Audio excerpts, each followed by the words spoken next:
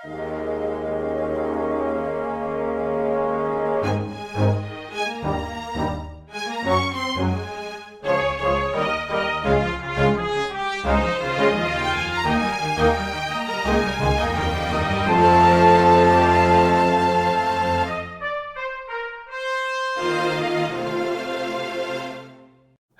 everyone, and welcome to Weekly Manga Recap here on Christmas Eve. It's the 23rd of December of 2024. I am Nick here with Quinn, and I guess this is our last regular episode of the year. What do you know? It is. Some of you who might be listening will be like, wait a minute, the 23rd, that's a Monday. Hold We on don't now. normally record on a Monday. However, our normal recording day Wednesday is Christmas Day, and that seemed like an inconvenient day to record on for many reasons. So we're going to do it today because there's no other day to do it really this week, unfortunately for us. And we want to talk about this. This is also the last episode of the year. The next episode we record will be on January 1st. So, it's kind of like the relax. We don't do Christmas parties here, Nick. And I don't know about you. I've got to drink. I'm going to drink during this episode. Good for you. I don't know how it's going to go. My tolerance is a lot lower, but, it's just, this is all about being kind of classy and easy, just kind of cruising into the new year, you know? Classy? As in getting drunk on our podcast? All right. Well, when you say it like that, it sounds like I'm a dick. You lush. I was like, it would be nice, like, a nice glass, and, I'm saying it with, whatever. Let's just talk about Undead Unluck. Who am I here to defend myself against? Drink my plain water. Look, I've got that too, okay? This is insane. I was just like, yeah, it'd be nice to have like a little drink. Maybe keep today a little bit more casual. We've got too many series to go through, Quinn. We do have a ton of series to go through. So we're going to start with Undead Unluck number 236, Heart. So we open the chapter with Soul. He's very upset still. He's a very angry boy, and he's just like, the fuck is this? This is bullshit. This isn't some rule I've ever heard about. Tell me what's going on, Luna. And I'm not sure who's supposed to be talking here. I think it's Fuko. But honestly, either one of them could say this sentence and it makes sense, where they're basically like, we don't really know where the core is inside of Sun, but we've got a giant gun, so let's just shoot all of it, basically. I mean, it's a pretty reliable plan. It is.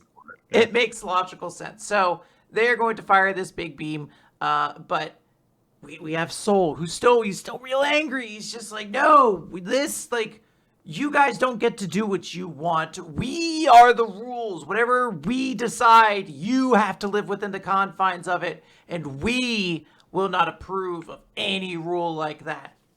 And suddenly, all of these beams shoot out from Soul and Sun, and they begin to hit UMAs, including the first one we see, Clothy gets hit. And all of these UMAs start to become absorbed by these beams and combine into Sun, Soul, Phase, End. And Soul is like, yes, this world is governed by the UMAs. That is this world's rule. Is it Clothy's blocking it? Good job for Clothy. Clothy does not seem to go anywhere, considering that Andy's not naked afterwards. Well, I like to assume he left a nice suit with him. He just left one. He's like, hey, I'm going to go, but you put on this nice suit. Just leave it on. Don't rip it. You have a laser gun now. You don't need to cut any part of your body off anymore. Just shoot the gun. Keep the nice suit on. Most emotional departures of UMAs in Undead Unluck. Of course, Apocalypse, who had that very heart-wrenching reunion and goodbye to Julia/Juiz, and Clothy, who said nothing but left Annie a nice suit. It's beautiful. Clothy, no! Nick, this is what 3-act structures are all about. Like, you get to know Clothy, then you get to really know Clothy, and then when when his back's against the wall, we know what cloth he stands for. Suits and less nudity. Kind of a prude, actually, when you bring it up. He's really just pro-censorship when you get down to it. That's all he really cares about at his core. Yeah. So, Andy, or I guess Fuko, rather, is like, oh, he's absorbed all the other UMAs. But Luna chimes in to Andy and everyone in Union's head, and it's like, hey, are you really certain about this? You know, if you manage to take down Sun with the sacred treasure, like, you'll clear the game, and all the negators of the world are going to be released. And Nico's like, released? What does that mean? And Luna's like, well, you know, we'll quite literally, like, release the world as it is. All the artifacts, all the UMAs, and every negation ability, they're all going to disappear. And if you fully exhaust the heart, Unluck, then your memories, your love will disappear without a trace. They're firing off the giant beam. I don't know why we're doing this again. They already kind of said they were very okay with this scenario. Yeah. But Andy, I guess, needs to reiterate it because Luna just cannot quite grasp why they are doing this. And Andy's just like, look, do you really think love, like, decreases as it's accumulated? Like, yeah, hatred is a finite resource. You run out of hatred. But love, you don't really run out of it. If it's, you know, built in the present and in the future, it's infinite. So, yeah, we will shoot out this giant beam. And there's a moment where Andy's like, looks like we're finally alone, which I guess in that context just means there's enough action going on around them and none of their friends are immediately right next to him that they can have this conversation in some level of normalcy. And he's like, hey, Fuko, do you mind if we have a little chat? And Fuko very understandably is like, I mean, sure, it's kind of a little late to bring up anything, but... and Andy's like, you know, at first I really kind of just thought about it was like, messing with you. Like, I was just going to use your unluck ability to die a couple times because it piqued my interest. But, you know, we got through all those shenanigans together and you taught me something, and that's that people don't die unless they're forgotten. And once I heard that, I had a thought. I thought that I could die one day. So let's see what life has to offer. And Fuko's like, you know, it's funny because you taught me the same thing. When I met you, you were like this weird naked ball of chaos. And I had a good time with you, weirdly enough. And, you know, it was really great. So Andy's like, well, thanks, Fuko, for letting me die. And she's like, oh, yeah, I guess once we finish this, you won't be undead anymore. And he's like, no, that's not what I mean. It's once you forget, right? You're going to forget me, and that'll be my death. The memories I shared with you, each and every one of them, it has a whole longer spiel. I don't want to get into it right now, but we've seen this moment. And he finishes up by being like, hey, if you're ever unlucky enough to run into me again, then you better believe I'll revive. Because we're undead. And at this moment, heart is opened up, you know, the laser beam, and it sort of reseals itself. It has now become the cross guard on Andy's sword. And together, Fuko and Andy wield Heart, the ultimate artifact of love, and his giant 2-page spread as everyone screams, go! Undead Unluck! For the, 17th fucking series title drop that we've gotten at this point. And the chapter ends with Fuko and Andy taking their big, powerful heart sword and severing soul, sun, whatever you want to call it, right in half, bisecting it straight from the top to what I presume will only eventually be the bottom. It does say, though, at the bottom of this page, to be continued. So yeah, it's not over. We will have one more chapter, or maybe two, or they throw us for a fucking loop and we're not done yet. But it beginning of the new arc of Undead Unluck. Yeah, now different people have it. Look, I will say, this chapter is just kind of fine. I feel like we've done this before. We did the moment where Andy's like, I don't care. It's going to eat all my memories. Oh no, I'll make more lovely memories with my wife. Oh, so awful.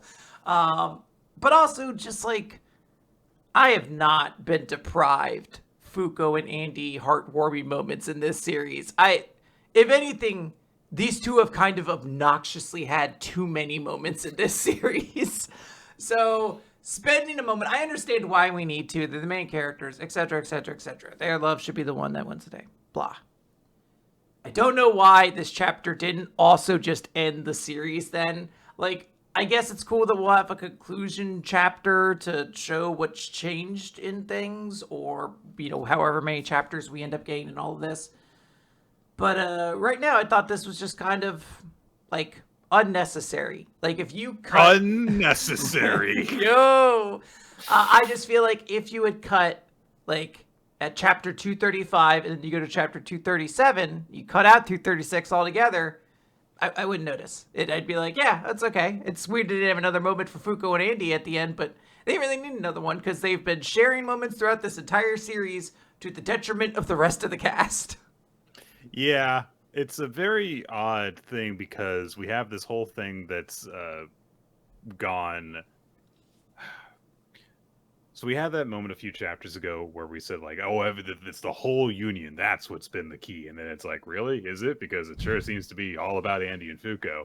And now we have this thing that is, you know, all Andy and Fuko to reflecting their time together. And like you said, it does kind of like ring hollow because it's like, didn't we like just do this? It's sort of like, you know, because if you do the same thing twice, then unless the second time goes way, way bigger and better, then it's always going to ring less prominently. It's going to have less of an impact, and that's what it does seem to be happening here.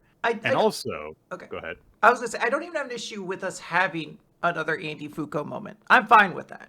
I just felt like it should have maybe been a tad bit shorter. It just felt like this is a weird. This whole chapter is Andy and Fuko's. Yeah, and I don't know if they needed another full chapter.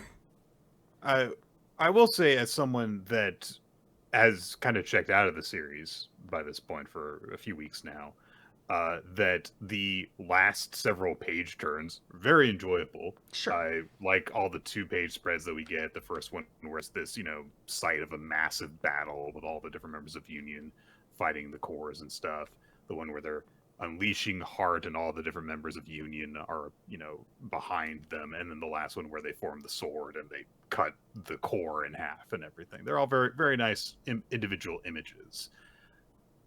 The point of, to support what you're saying, of because Andy and Fuko have had so many moments, it's been to the detriment of the rest of the cast, feels like it also makes this chapter less effective because it feels like it's retroactively making it about these two as opposed to the whole. Well, but it already was. Yeah. But what I mean is, like, when you have that moment of like, oh, and then we pan back and of course everyone in the Union is there. It's like, okay, so we had this moment to focus on these two, and then we pull back and of course everyone's there still with them. But when you tried to have the moment to focus on everyone is there and is with them and is all fine together, we were still kind of zoomed in on Andy and Fuko when that was happening.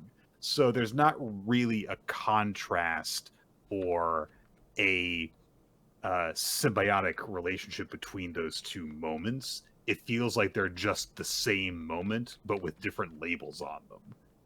And it is frustrating because, like, it feels like there is the makings of a very, very, very satisfactory conclusion here, but because of A, the pacing, and B, the very sudden shift into it's all about Andy and Fuko, when this entire loop prior to Andy coming back was about building up Union and getting everyone involved, feels very strange.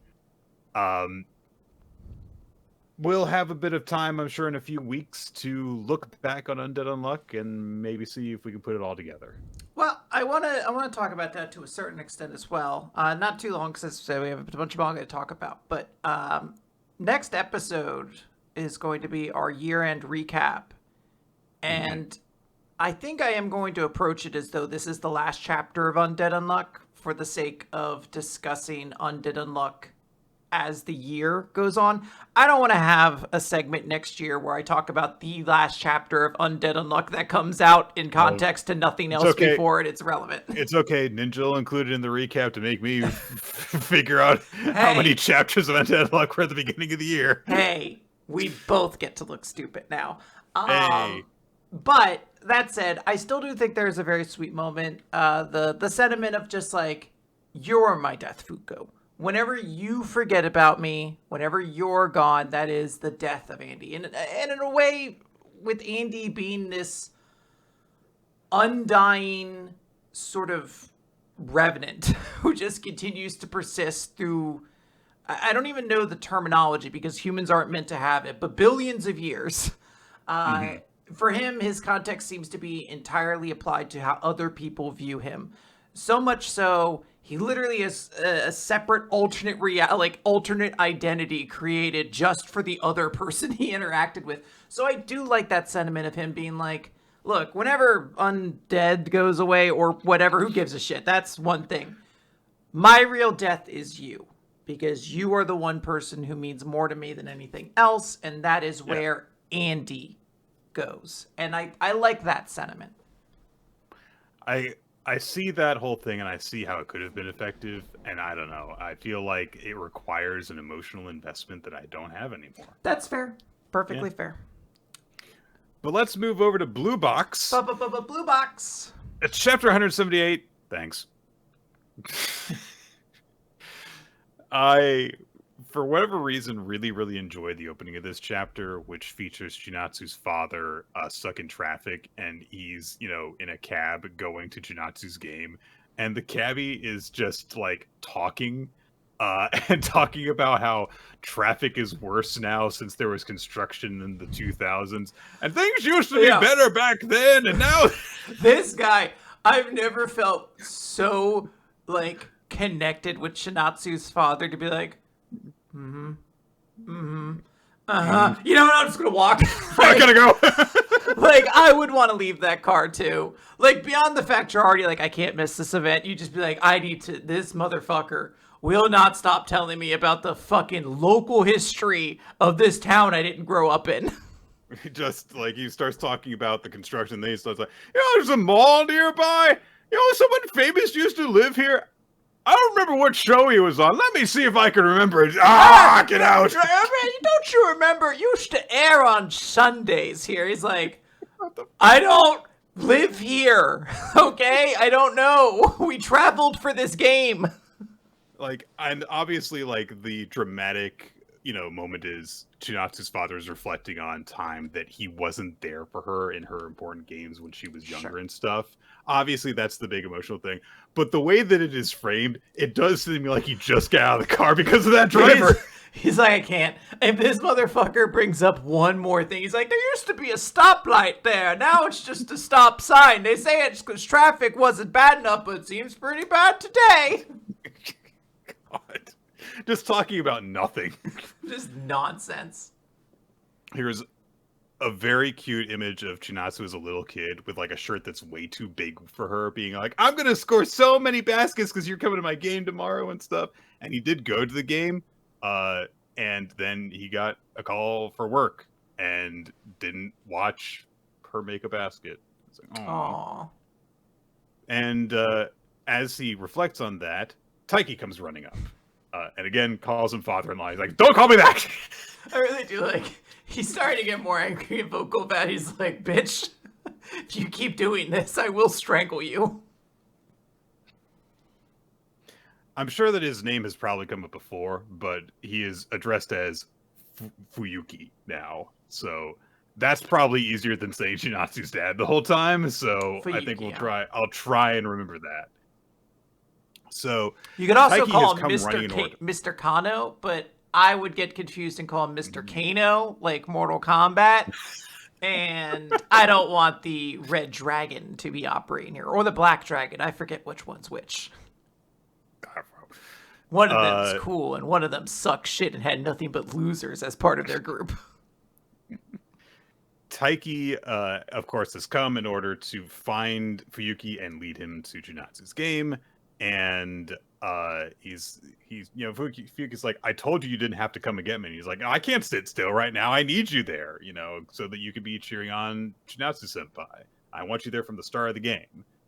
Fuyuki looks at Taiki and he thinks to himself, I thought I'd raised Chinatsu to be an obedient child because she was so energetic as a kid, and then she grew quiet and reserved and serious. I just assumed she was going to be one of those types who could just take care of everything on her own.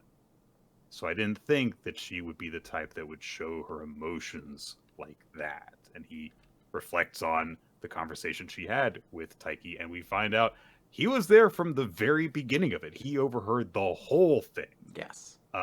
Where she was just talking about Yumika, and then, Taiki cheered her up.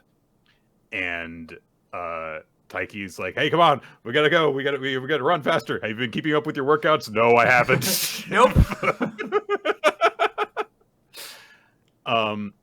And he thinks about, what Chinatsu said about how because Taiki's there for her, she can get through the hard times. He thinks about what Taiki said about how he just has trust in Chinatsu winning her game.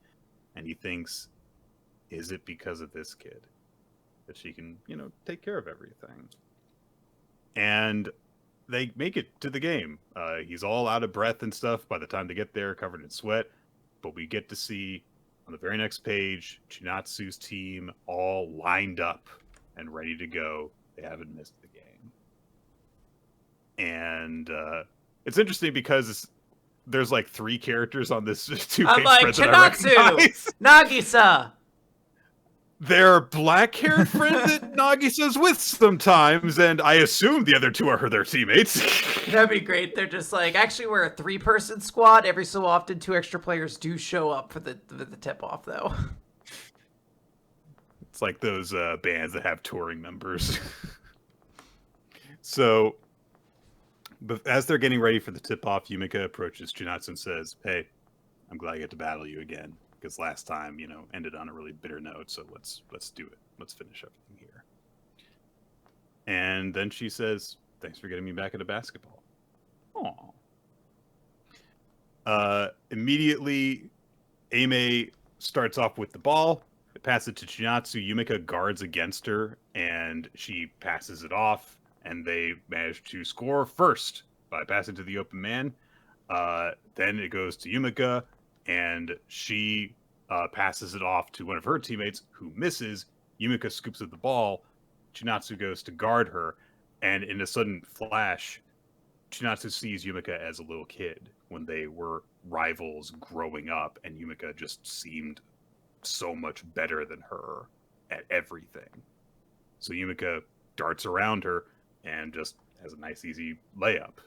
And Chinatsu's kind of stunned, and she's just in that mode of like when they were little kids. And Yumika seems amazing, and Chinatsu's just a little kid going, wow, you're unstoppable.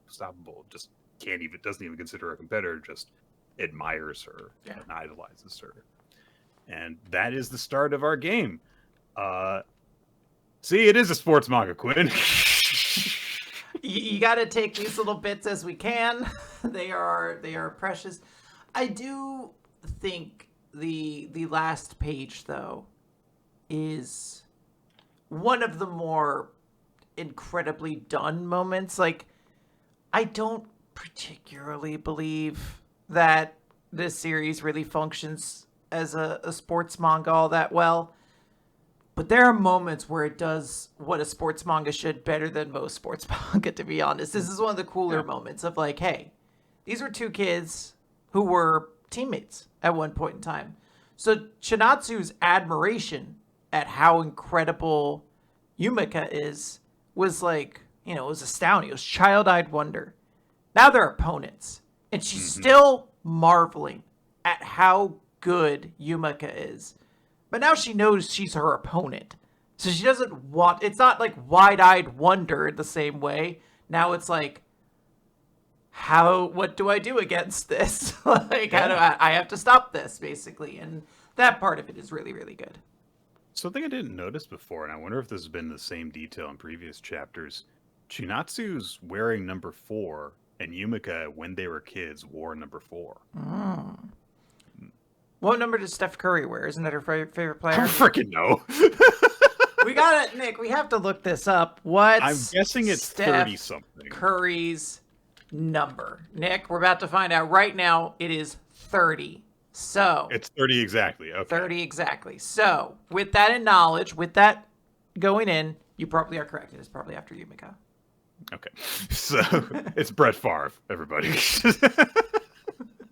She's just always been a gunslinger at heart, you know. She just lobs it up there. Commits tax fraud. Yeah, she also Allegedly.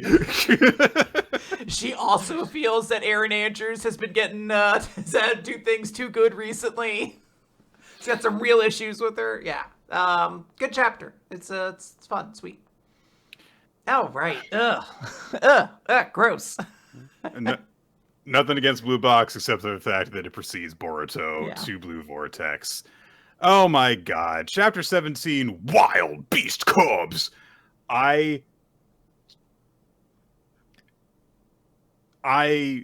in the moment that I read this was just kind of resigned to everything in it. Having had nearly a week, or half a week, I guess, to reflect on it, I can safely say, yeah, this is just bad. It's just bad all around. Here's the thing. I find it so funny. I feel like every week in our Discord, there's one motherfucker who tries to like crawl in to be like, you know, I don't think this chapter was that bad. And I don't think it's like, I think it's because everyone just has different scales for these things. And like, the chapter of Boruto that sucks the least is different for different people. But this chapter did suck. This is another one of those chapters where halfway through, I was like, okay, so we finished that conversation. How much is left of this chapter? Only half? Are you fucking kidding me? How long did we spend on that absurdly simple conversation between two characters? Oh my god, Sarada is still thinking about Sumire saying, why'd you hug Boruto when you know I have a crush on him? Ah! You never even put yourself in his shoes or mine. So fucking like, this is like if you were like, this is how most series should be if you were going to realistically like portray teenagers as like superpowered ninjas. Like everyone in World Trigger acts insane when you think about it. Like there's not just one shitty asshole loser out there, but that's why you don't do it, because it's so frustrating to see this. There's a moment that we're not going to touch every single fucking panel in this, but there's a moment where Shikamaru's like, everything okay? And Sarada's like, yeah, it's fine. You're like, bitch, no, it's not. This shit's going to fucking explode. Like, it is very clear you are not focused right now. I am very angry, so... Matsuri and... what is his name? Jiro, the guy based off of Gaara's adopted kid. They say his name like 1,000 times in this chapter. I don't care. So no, you're good. I don't care either. I'm just trying to find it. All of them, so Team Konohamaru and Yodo and Blindfold Boy are all watching them from afar. And Konohamaru is like, you okay, Sarada? Or are you thinking about boy troubles? I'm thinking about boy troubles. Yodo says like, oh, what? So if we take down Ryu, that's it. I was like, I know it's somewhere in this shit. So Yodo's like, so if we get the Thorn Bulb Alpha Ryu, we can bring Shinki back, right? And Konohamaru, for whatever reason, stares at her for a beat and then says, yeah, I guess so. And Yodo's like, all right, I'll do my best. Other guy says like, hey, don't do anything reckless, Yodo. And I was like, I swear to God, if this is another woman who's going to act irrationally because the boy she likes is involved, find something else to write your female characters with. Anything, Kishimoto. There's does not 5 female characters. Wait, hang on. Yodo, Matsuri, Sarada, Sumire. Does Moegi count? Moegi, yes, also counts. There are 6 female characters, I think, total that are in some way involved in this chapter in some form. Either they are prominently featured or they have spoken dialogue. 5 of them are hung up on boys, apparently. The one not hung up on a boy in the moment is Ada. When did that happen? That used to be her thing. That was her jam back in the day. So that's all happening. Yodo and Blindfold Boy start arguing. Konohamaru is like, stop arguing. And then like, are you guys ready for the plan? And Mitsuki's like, yeah, I'm cool. Mitsuki's like, I don't have any issues going on right now. I don't know if... I feel like I'm alone in that, though. Listen, my son's not here, okay? So I am not hung up on any boys right now. Yeah. So they keep on observing. Konohamaru then just approaches and walks across the sand to Ryu and Matsuri and is like, hey, how you guys doing? And they're like, what the fuck? What's he doing? And he says, hey, we're after the rebel Boruto. How about you guys? Yes, we're after him too. Or rather, Ryu, who is basically a little kid, I guess, looks at Matsuri and is like, hey, you're the elder one here. What do we do? And Matsuri just looks at Konohamaru and is like, duh! Oh my gosh. Ryu, talk to everyone. It's so shameful, too, when you see a powerful woman and she's head over heels over just a guy. Like, look at the next panel. It's Konohamaru. He doesn't look cool. He doesn't do cool things. This guy's kind of average, and she's losing her mind over him. It's like, oh, embarrassing. Girl, please. There's better guys out there. The guy next to you, I think, might even be a better guy than Konohamaru. And he seems earnest, loyal, and a good boy. Yeah. And he has better fashion sense than Konohamaru somehow. He's made of a Hot Topic store, and he's got better fashion sense than Konohamaru, it looks like. Yeah. Anyway, turns out this is all according to Keikaku. Shikamaru told Konohamaru how this is all going down. Like, okay. No flashback panels, by the way. All white borders, so you got to figure it out. This takes like 6 pages to go over. And here's the important points. We got to get those seeds back because that'll let us restore the people that are in trees. We could bring back Moegi and Shinki if we get these 2 guys. And for whatever reason, Konohamaru goes, for real? Which is not the most ridiculous thing that gets said in this chapter.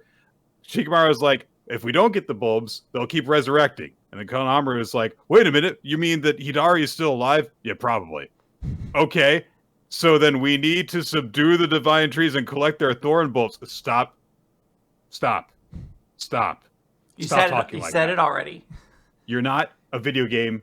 You don't need to explain the plot to people like this. All we're doing is reading the plot. This is not a cutscene. You don't need to know the mission. The only way this text could be better is if thorn bulbs was like bolded in yellow so that the gamers playing it understand it's a significant term they need to be paying attention to. God. So this JRPG-ass conversation keeps on going on. Konohamaru is like, hey, so how do you know this? And Shikamaru's like, I won't tell you. There's a frog whispering in my ear with information from someone that we shouldn't trust. Maybe, but I do trust. Anyway, he spends a long time explaining, I don't need to explain myself to you, my sources are viable. Like, it's so long. So finally, Shikamaru says, like, so what I want you to do is become friends with them. And Konohamaru's like, well, why? Yeah, I want you, what they are right now basically is they're like wild beasts or innocent cublings. So befriend them and tame them and betray them. This could have been a cool moment. Like, it could have been. It could have been kind of cool to be like, hey, Konohamaru, you still fucking, like, you know how to get real, right? Like, you know how to, like, fucking get a dude, right? Like, you got ninja senses, You're right? You're an assassin, right? Yeah, you got kill people. You got that dog in you, don't you? Like, and, like, the idea of being like, hey, maybe if we had an affection to these characters that are new, and the idea that's like, oh, our heroes are going to kind of do an insidious thing of, like, act like they're these people's friends and then murder them. And I was like, oh, that's kind of creative, but like they don't really put drama in those moments because I don't care about, first and foremost, one of the biggest mistakes is taking Moegi. I had to look who she was up today. I was like, I know, I'm dead serious. You have said that character's name so many times and I've always just been like, yeah, sure. Moegi. And I had to Moegi, who was part of Konohamaru's friend group in the, 3 times he showed up in mainline Naruto. That's the thing. I had to look it up because I was like, she's got to be more important. I must just be forgetting her. Nope, she was just the girl in Konohamaru's group. That was just it. So, yeah, dog, I don't get her ass. I don't care. None of this matters. So, Shikamaru says, Naruto probably wouldn't do this, but I'm not him. And I do kind of appreciate that he does reference that, oh yeah, Naruto was willing to forgive literally a genocidal monster, and he was right to do so because it worked. Yes. But Shikamaru was like, we're gonna fucking kill these guys. Yeah, Naruto ain't heading things up anymore. We're gonna get this bitch. I want you to 5-on-1 kill these motherfuckers. So anyway, back to the present briefly. Konohamaru's like, this is Mitsuki, I'm Konohamaru, who are you? And Ryu's like, well, I'm Ryu, and this is, what are you? She's literally blushing and hiding behind him because she's so flustered around Konohamaru. She can only peek a little eye out. It's like, come on. And she doesn't, understand why she is acting this way. Because these emotions are not her own. Gasapa! They talk some more. Eventually, Mitsuki points out a piece of metal that maybe Boruto uses as teleportation with his special ability. And so Konohamaru's like, oh, well, then maybe we should comb the area. So let's split up. And, hey, Sarada, Mitsuki, you go over there. And, oh, you're Matsuri, right? Are you doing okay? How about you and I go over here? And Matsuri's like, what the fuck's wrong with me? What the fuck's wrong with me? What the fuck's wrong with me? Sarada calls Ryu over separately to split them up, and by saying, there's something that might be Boruto's over here. And he goes, for reals? I'm not exaggerating. I do kind of like the idea that all of the tree people are stupid. They're all just kind of idiots because they don't know anything. They were born a week ago. In Ryu's case, it was today, I think. Today. So they're all just kind of dopey idiots. Ryu doesn't know to not trust people. And so he's like, okay, sure. As they walk off, Ryu does briefly say, you Konoha ninja are seriously nice peeps, just like I was told. And Sarada's like, what are you talking about? Well, Elder Jura is full of respect for you. He's our boss man, by the way.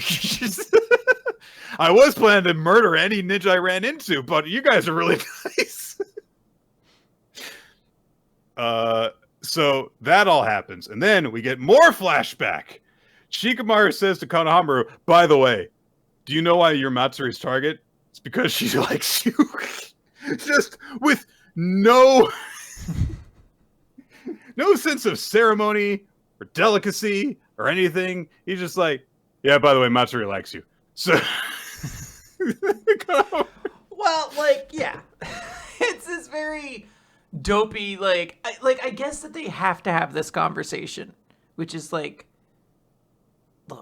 Konohamaru, the thing that matters about this particular plan is that one of them is fucking head over heels gaga for you, and you could definitely exploit that to your advantage and basically honeypot her if you need to. The reason why... Shikamaru, but I just learned that a girl that I've known for literally 20 years likes me, and I had no suspicion of it. What makes you think I have game, dude? That's the thing. Is if you're telling this to Konohamaru for the first time in 20 years, he doesn't know. This boy does not know. He's never watched a romance movie. He's never seen someone hold hands with another person before. He's truly just oh. So Shikamaru says, so what you need to do is you need to get her to go completely doki doki for you and then kill her. And Konohamaru's like, I don't know about this killer. You make her fall in love with you and kill her. Do it. Stab her heart out. Stab it out 1,000 times. It's aren't I supposed to get the seed? Oh, yeah, do that. And then stab her heart out 1,000 times. Eventually, we get back to the present, and Konohamaru says a bunch of nothing to Matsuri, who's just constantly going. They have to sit down over it. Shikamaru communicates with Ada, and it's like, hey, you can take a look, right? And Ada's like, well, what about? Oh, no, it's not Konohamaru. It's Kashin Koji via his toads. Yes. So they're like, hey, Ada, go scope out what's happening in the sand. And she's like, well, what about the bug guy though? I really don't want to deal with him. He's like, well, he's not there, so he won't be able to look back through your spying in, probably. So Kashin Koji is watching. Boruto's there with him. They say nothing. So anyway, the only good part of the chapter happens. Correct. Juro yes. goes to that bookstore he said he was going to go to, and they follow Shikamaru's command, acting on Kashin Koji's advice, which is just let him get some books. Let him buy books. Just let him buy books. So the poor shopkeep is just staring, watching this tree man buy books. He has a bunch of money. Yeah, I guess he has currency. Don't know from where, but he's got it. He's like, yeah, you can put the extra money towards, like my future purchases. I'll be back. And he's like, okay, see ya. All right. I love it because we don't get to really see what the books are, but I really wanted them to all be like very visibly children's books. Like really like big. a really thick, heavy children's, but like the spine says like everybody poops, horse's first day, like the coloring adventure. You're just like, damn. Or like he went to the bookstore and was like, well, obviously I need to start at one end and work my way down. So he just got like 5 copies of one book. Or he's just like, I'm going to do this clinically. I'm going to start with one section, read every book in it, and then move on to the next. And he just picks randomly. He's like, religious studies it is.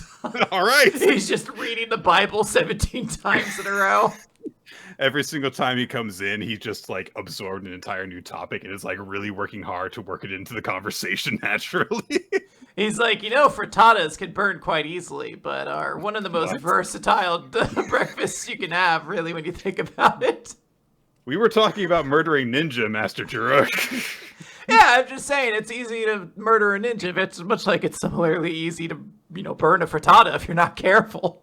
Oh, I see. Okay, you were speaking in allegory. What the fuck is that? Damn it! Back to the bookstore. All right.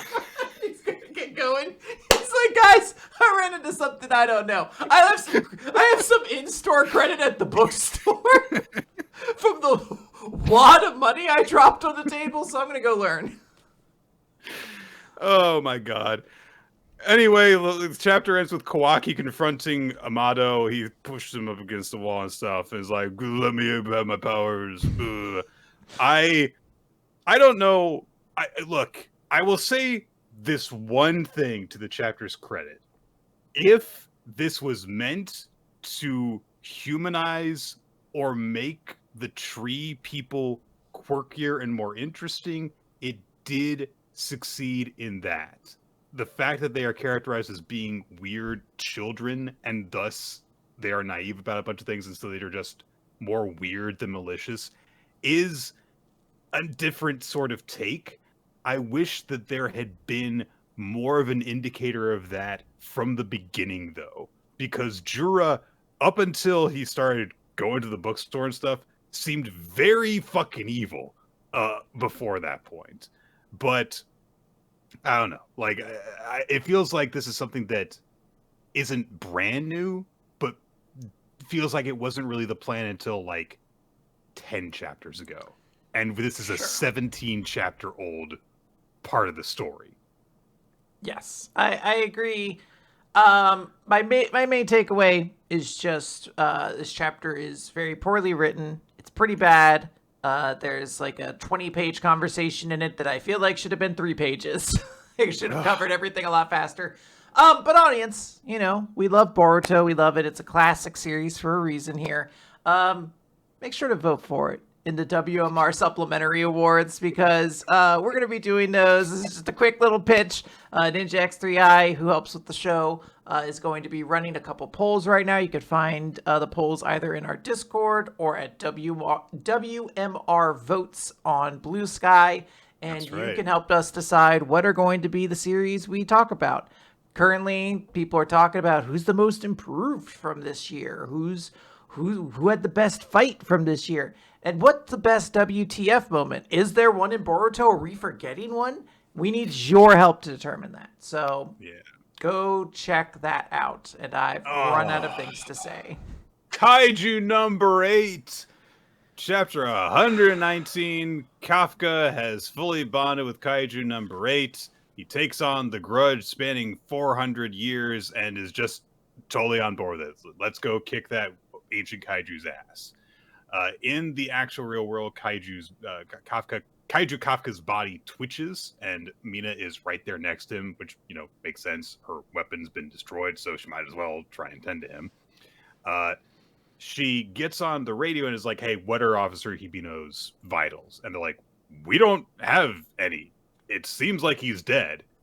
And Mina's like, I don't know, but maybe I imagined it, but I remember that when he lost consciousness in his fight with Director General Shinomiya, he reverted to human form.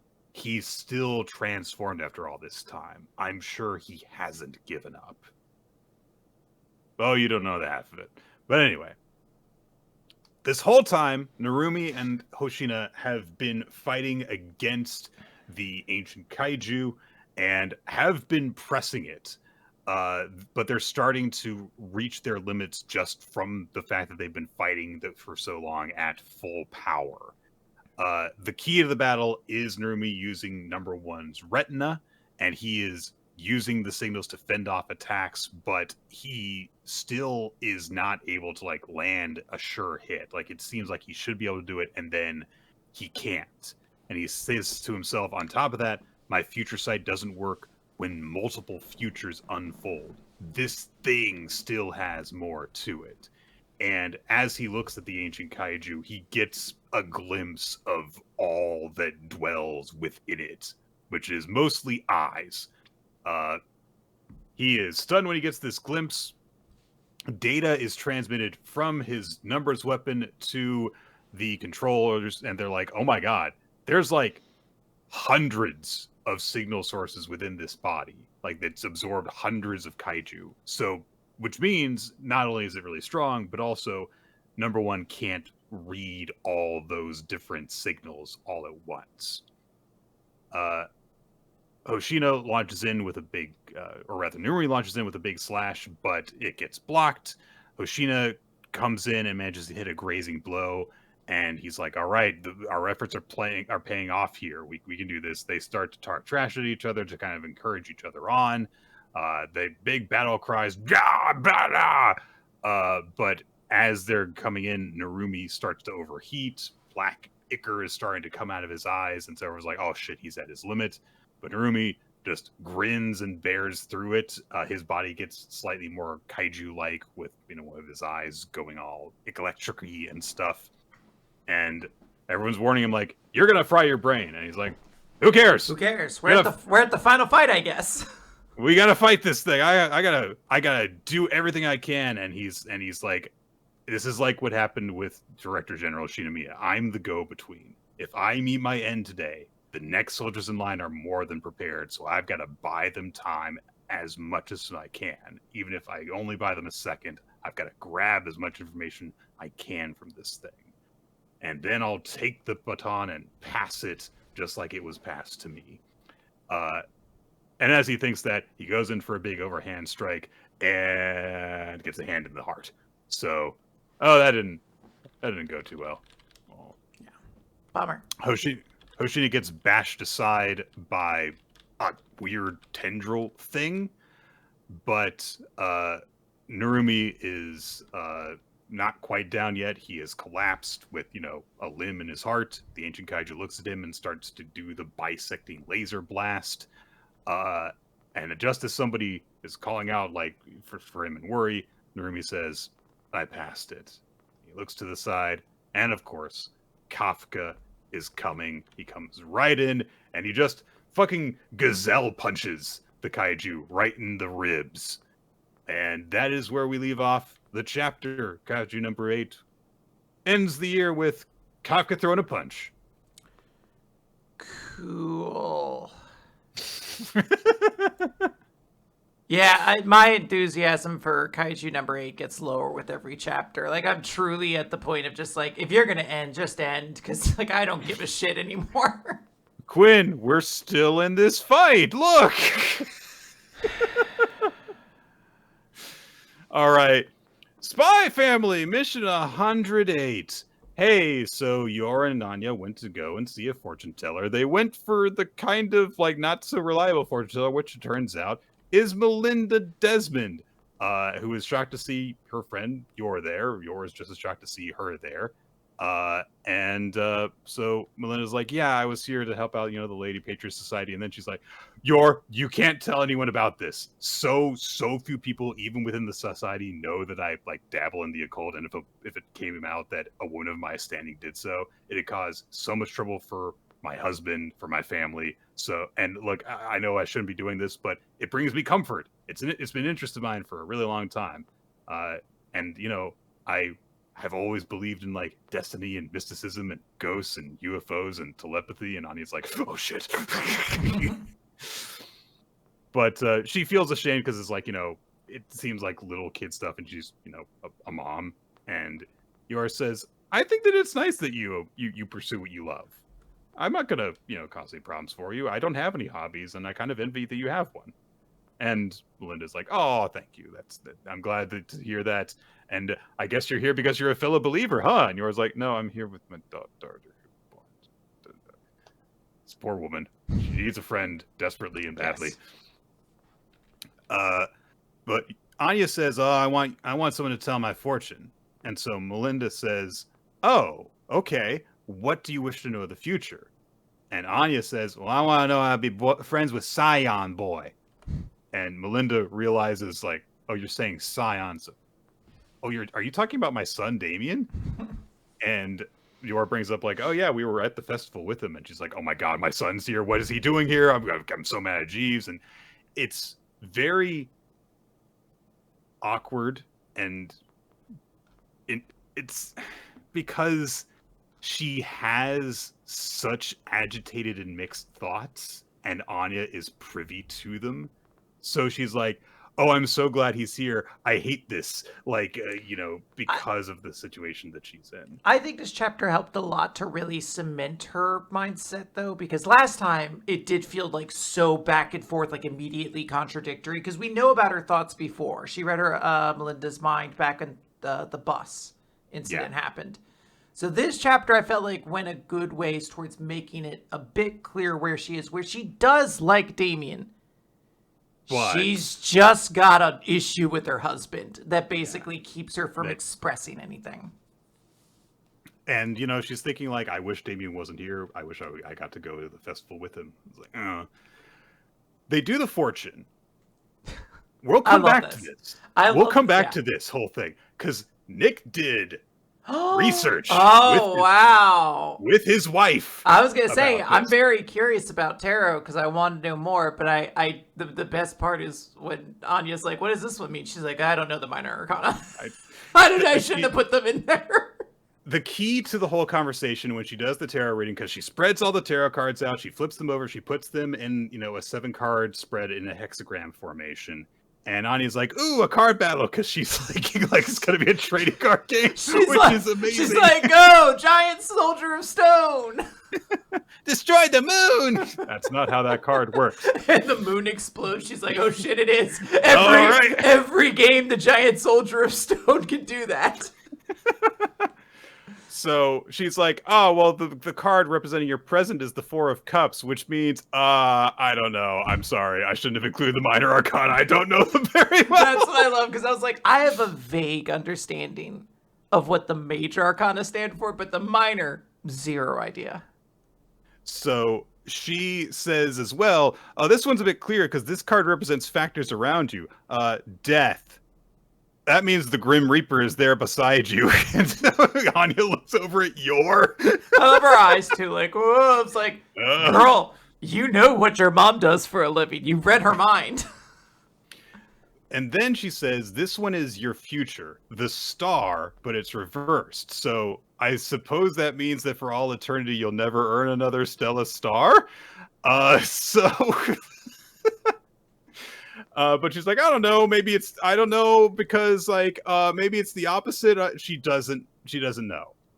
But a thought occurs to her, and she looks right at Anya and she says, do you like Damien? And Anya, with all the honesty of a pure child, says, no, I hate him because he bullies me. She has such a great face too. Her eyes are like squinting in. It's like the closest thing like a 5-year-old has to a 1,000-yard stare. She's like, no, Scion boy is mean and he bullies me. But of course, she still wants to be friends with him because of the plan and everything, and also because children have more capacity to forgive sometimes than adults do.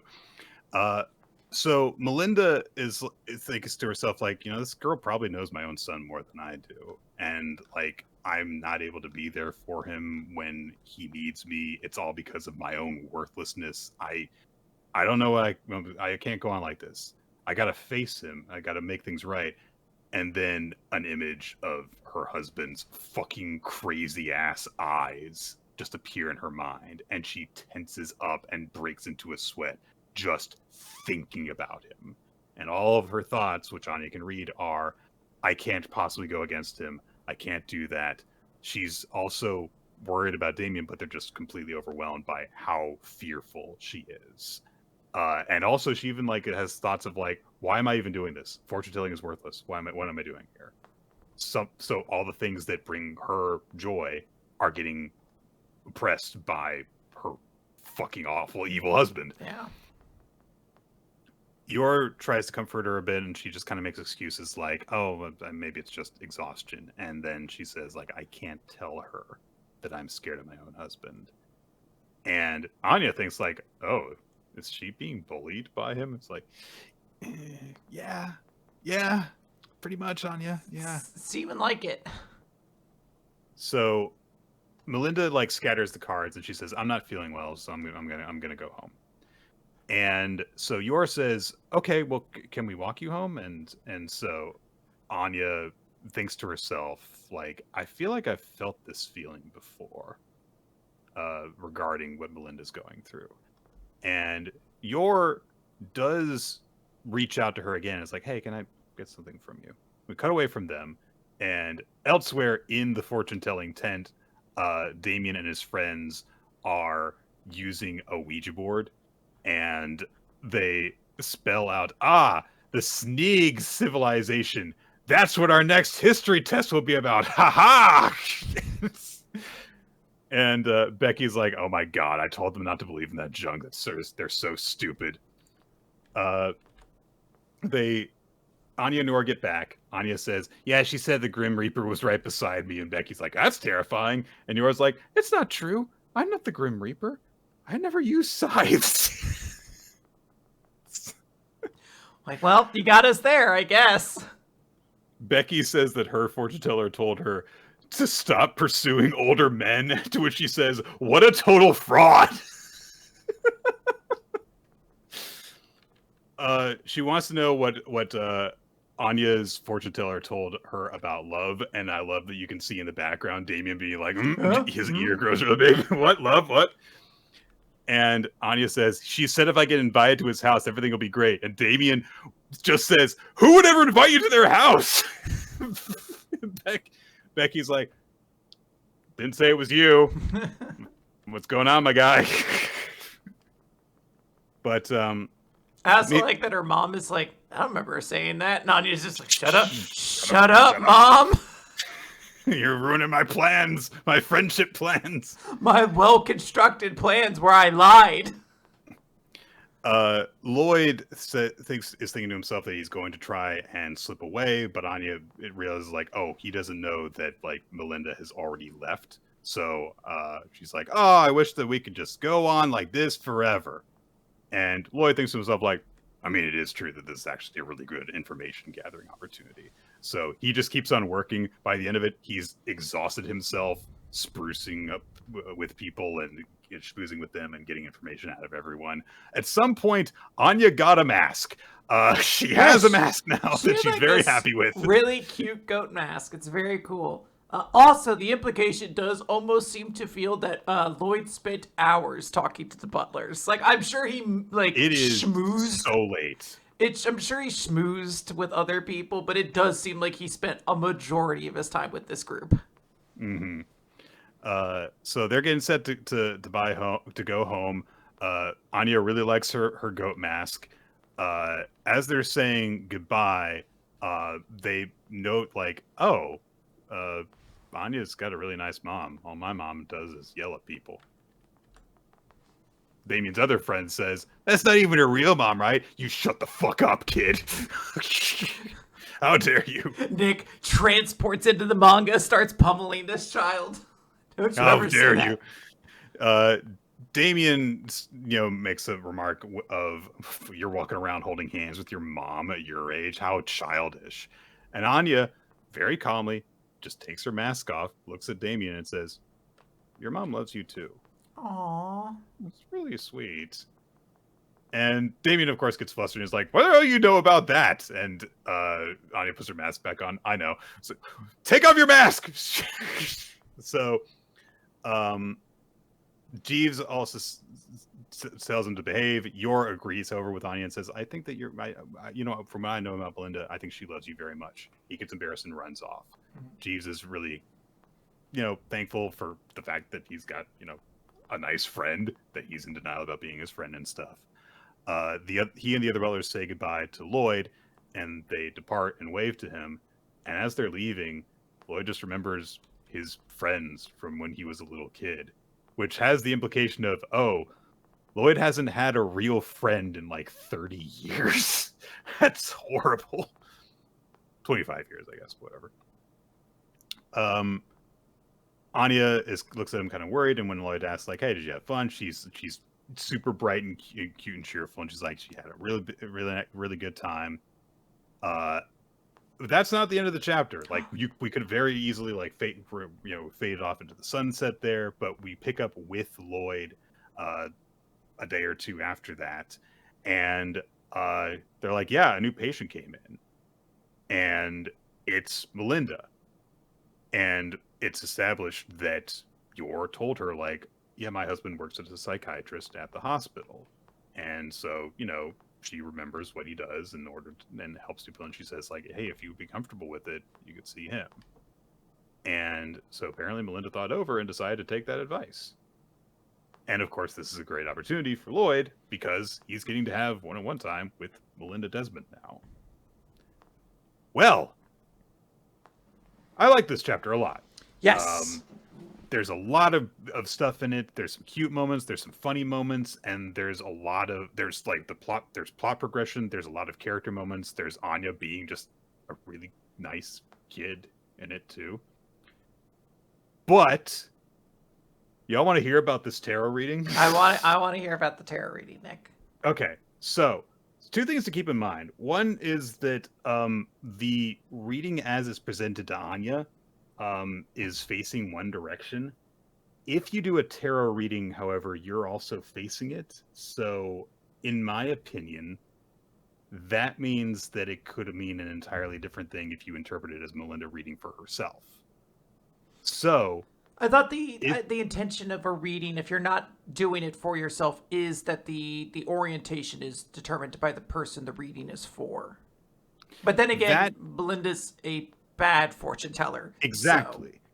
So, reading it from Anya's perspective, we have in the center the star, which in normal position represents hope, faith, and optimism. There's all sorts of different ways you can have an orientation of the cards in tarot, but tarot's, all in the intent as opposed to rigid structure. So it's not like anything represents exactly one thing. Sure. Like there's a reading in a book that Nicole has that we use to analyze it, but then it occurred to me afterwards, like, yeah, but any of the 7 positions could mean anything. So instead, it just matters what the cards are and what their orientations are. Inverted 10 of Pentacles means following your values and finding what's important. Ace of Cups in the normal position represents friendship, compassion, and emotional fulfillment. Opening your flaws and forgiving your flaws and opening your heart. Reversed Death means clinging to the past, decay, determining what relationships are not working. Inverted Three of Swords represents forgiveness, reconciliation, compromise, and healing. Three of Wands represents expansion, progress, stability, long-term foundation, expanding your vision. Inverted Four of Cups represents enthusiasm, awareness, new experiences, and motivation. Taking all of that together, especially with the star in the center, hey, Anya, you're a cheerful, bright, and hopeful kid, and everything in your life means that you just got to be who you are, except grow up a little bit and focus on what's important and focus on the people that matter to you. Yeah. All those things in reverse. Inverted star for Melinda represents faithlessness, despair, being uninspired, and in need of rediscovery. Three of Swords represents heartbreak, separation, sorrow, and grief, needing to speak to someone and pause to find clarity. Inverted Three of Cups represents obstacles, regret, frustration, and disappointment, needing to learn from your missteps and change your expectations. Four of Cups means apathy, detachment, and indifference, meaning you need to search for new motivations. 10 of Pentacles represents needing to change your current values and legacy. Jesus. Inverted Ace of Cups represents being drained, repressed, disconnected from universal love, and needing to nourish yourself in what you need. And Death, for her, the upright position represents endings, letting go, rebirth, and moving on. So, all that taken for Melinda represents... She's gonna kill her son. No. Represents you need to move on from what your current situation is because it's no good for you. So, as I said, of course, like, tarot is all about, like, what's in your mind when you're doing the reading. Of course, these are all, like, vague things that can mean a whole bunch of stuff, the same way that all fortune telling does. But there are definitely certain cards and symbols that mean very positive things versus very negative things. Yeah. And Anya got all positives and Melinda got all negatives. So there you go. Well, props to you and Nicole for dissecting all of that, because that is quite interesting, particularly needing to talk to someone and the end of the chapter is we're going to see a psychiatrist. So that's right. Yeah, still looks like it's coming up good, and I'm super excited for where this is going to go. But let's move on to Astro Royale. Chapter. Quinn, why do we call it Astro Royale? There's no Battle Royale at all. Nick, why don't you read a little bit further on? Chapter 35, ABR. What could that mean? All right, so the guy who is calling himself the Immortal is freaked out because the real Immortal is here. It's the eighth brother, Shikaba, and he's got an Astro too. Who would have thunk it? He says, I became a real phoenix. And then he unleashes his powers that send out like fire that look like peacock feathers, I guess. And he's like, man, Astros are like love and death. The world's so wonderful now. Fire, boom, fash. And he's also like dancing around really like manically while doing this, but you don't see any of it because it's in this tiny frame crammed in the corner. Anyway, he's having a good time because of all this stuff. And then he says, you know what I'm going to do? I'm going to host the greatest tournament ever. The Astro Battle Royale. What? Yeah, a total of, I kid you not, 300 competitors will battle out to be the strongest, and the winner will receive a luxurious prize, plus whoever wins the ABR will win control of the whole country. He can just decide all that. Also, he swings his cane and hits Hibaru in the head, and it makes him bleed. Just does it. Nobody responds to it. Hibaru goes, that's a bunch of bullshit, what you're talking about right now.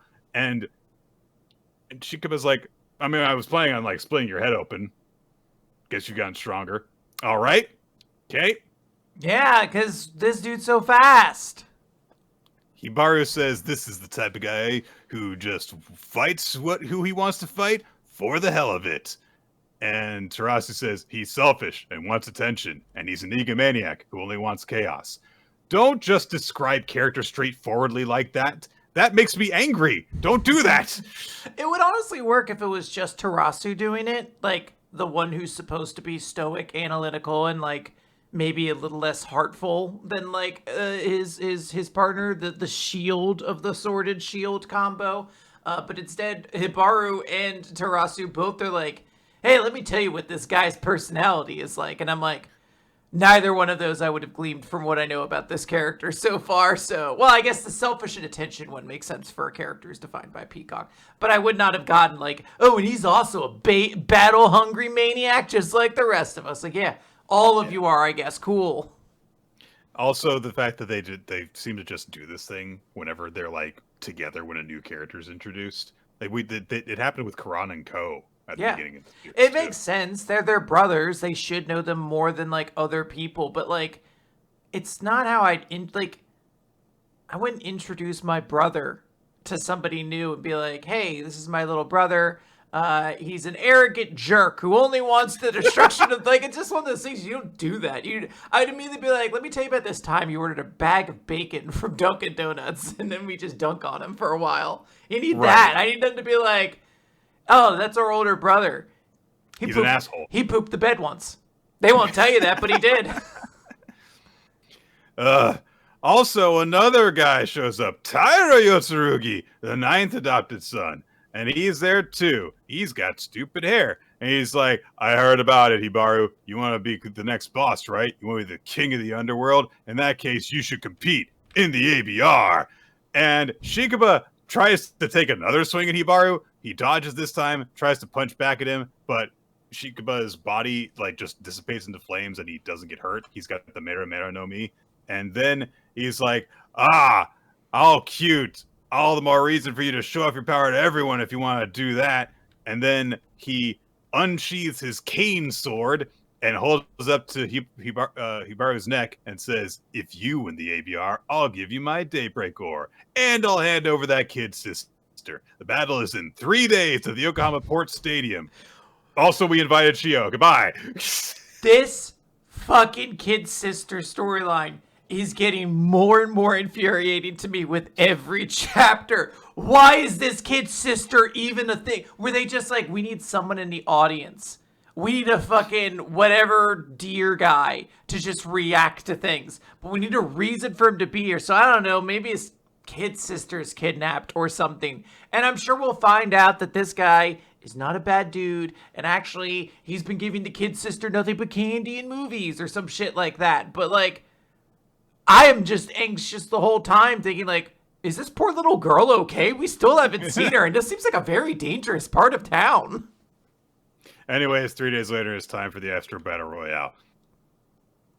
End of chapter. Nick, carry on. Give your thoughts. I want to hear yours. Presumably, this is the Astro Royale that the series is named after.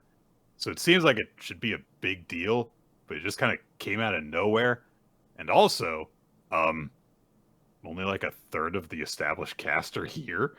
So, okay. I do think what is going to happen. So we talked about this a little bit last week, how Undead Unluck is probably ending, but like it wasn't clear exactly when.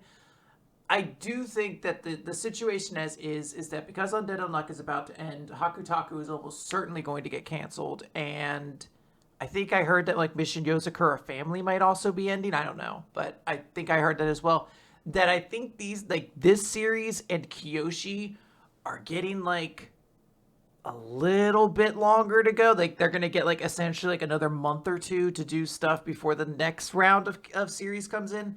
And this is kind of the determining factor of like, is this going to survive? Because I get similar vibes in the Kiyoshi arc that's going on right now. We'll get to it in a little bit, but like, it's very much like, oh, here's something new. But also, this could be the end if we needed to.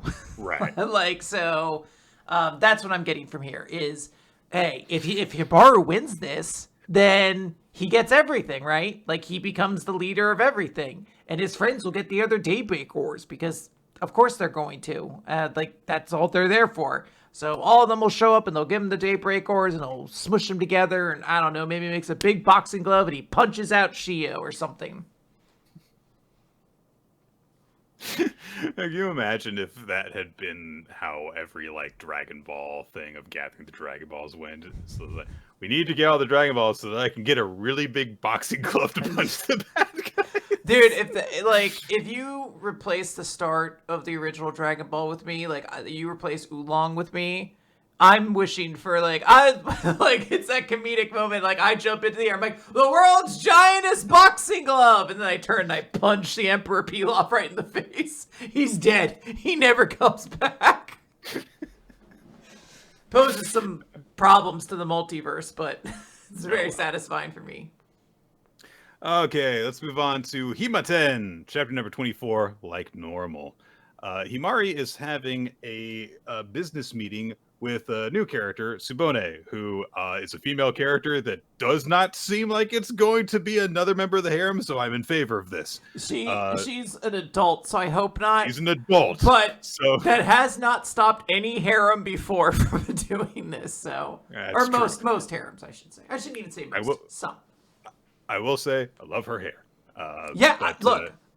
The art in this series is always very good, but the way it draws women's hair and like women's fashion, like I think Himari also looks really cool in this, and I'm like, oh, it's so satisfying to like see characters like look good in their outfits without it being like the focal point of the chapter or something like that. Mm-hmm.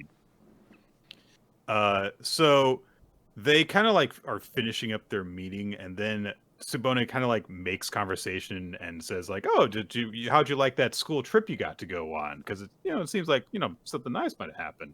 And Himari says like, "Oh yeah. Someone said to me that it would be nice if like regular girls could catch someone's attention using my makeup line. That made me feel nice. Yeah, it felt different than the way that like my fans or my friends tell me that kind of thing. It actually felt like he understood me and what I'm trying to do, so it made me happy." And then immediately Sabona's like, was it your boyfriend who said that? Just immediately jumps to that conclusion. And then, she says like, hey, maybe you should use your Lucky Love makeup yourself and stuff. And she's like, it's not like that. I don't have a crush on anyone. You shut up. But Tsubone says, I don't know, you do look like you've kind of got that like glow about you, like a girl in love glow. Teases her one last time and leaves, and Himari's just like, it's not like that. It's not like that. He's gonna come over today. Don't put that in my head. And wouldn't you know it, not only is Iemori coming over, but he's got to come over early. And so she's like, God, what's going on with him? I told him to act normal, and this isn't normal. What's going on? Oh, it better not be anything like that's gonna like be exactly what I think it is. So Iemori does show up when she's kind of nervous about it, because like she expects that he's going to not be professional, essentially. And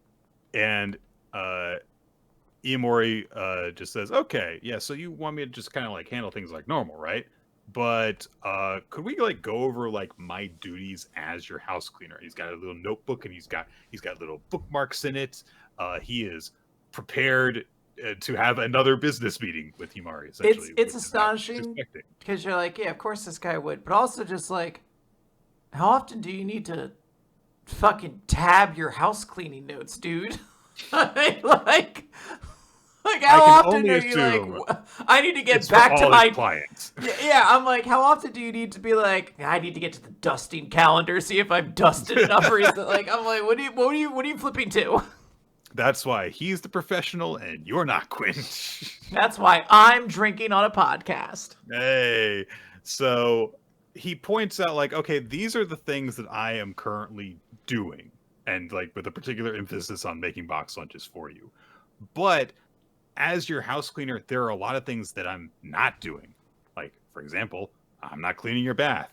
And she says, I don't want you touching whatever is in my drain, which is a very particular thing. And then you understand what she's talking about. It's like, yeah, I kind of understand why she doesn't want him to do that. That it's interesting because I was like, I can empathize with the other two she has, but that's the one where I just be like, no, could you get my gross ass hair out of the drain?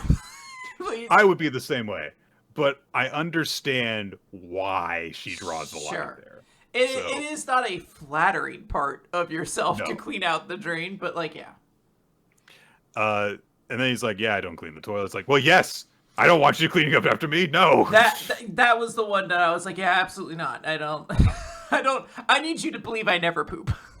That's That's just a truth I try to keep to anyone I meet in my life, is that they are to never know that I poop.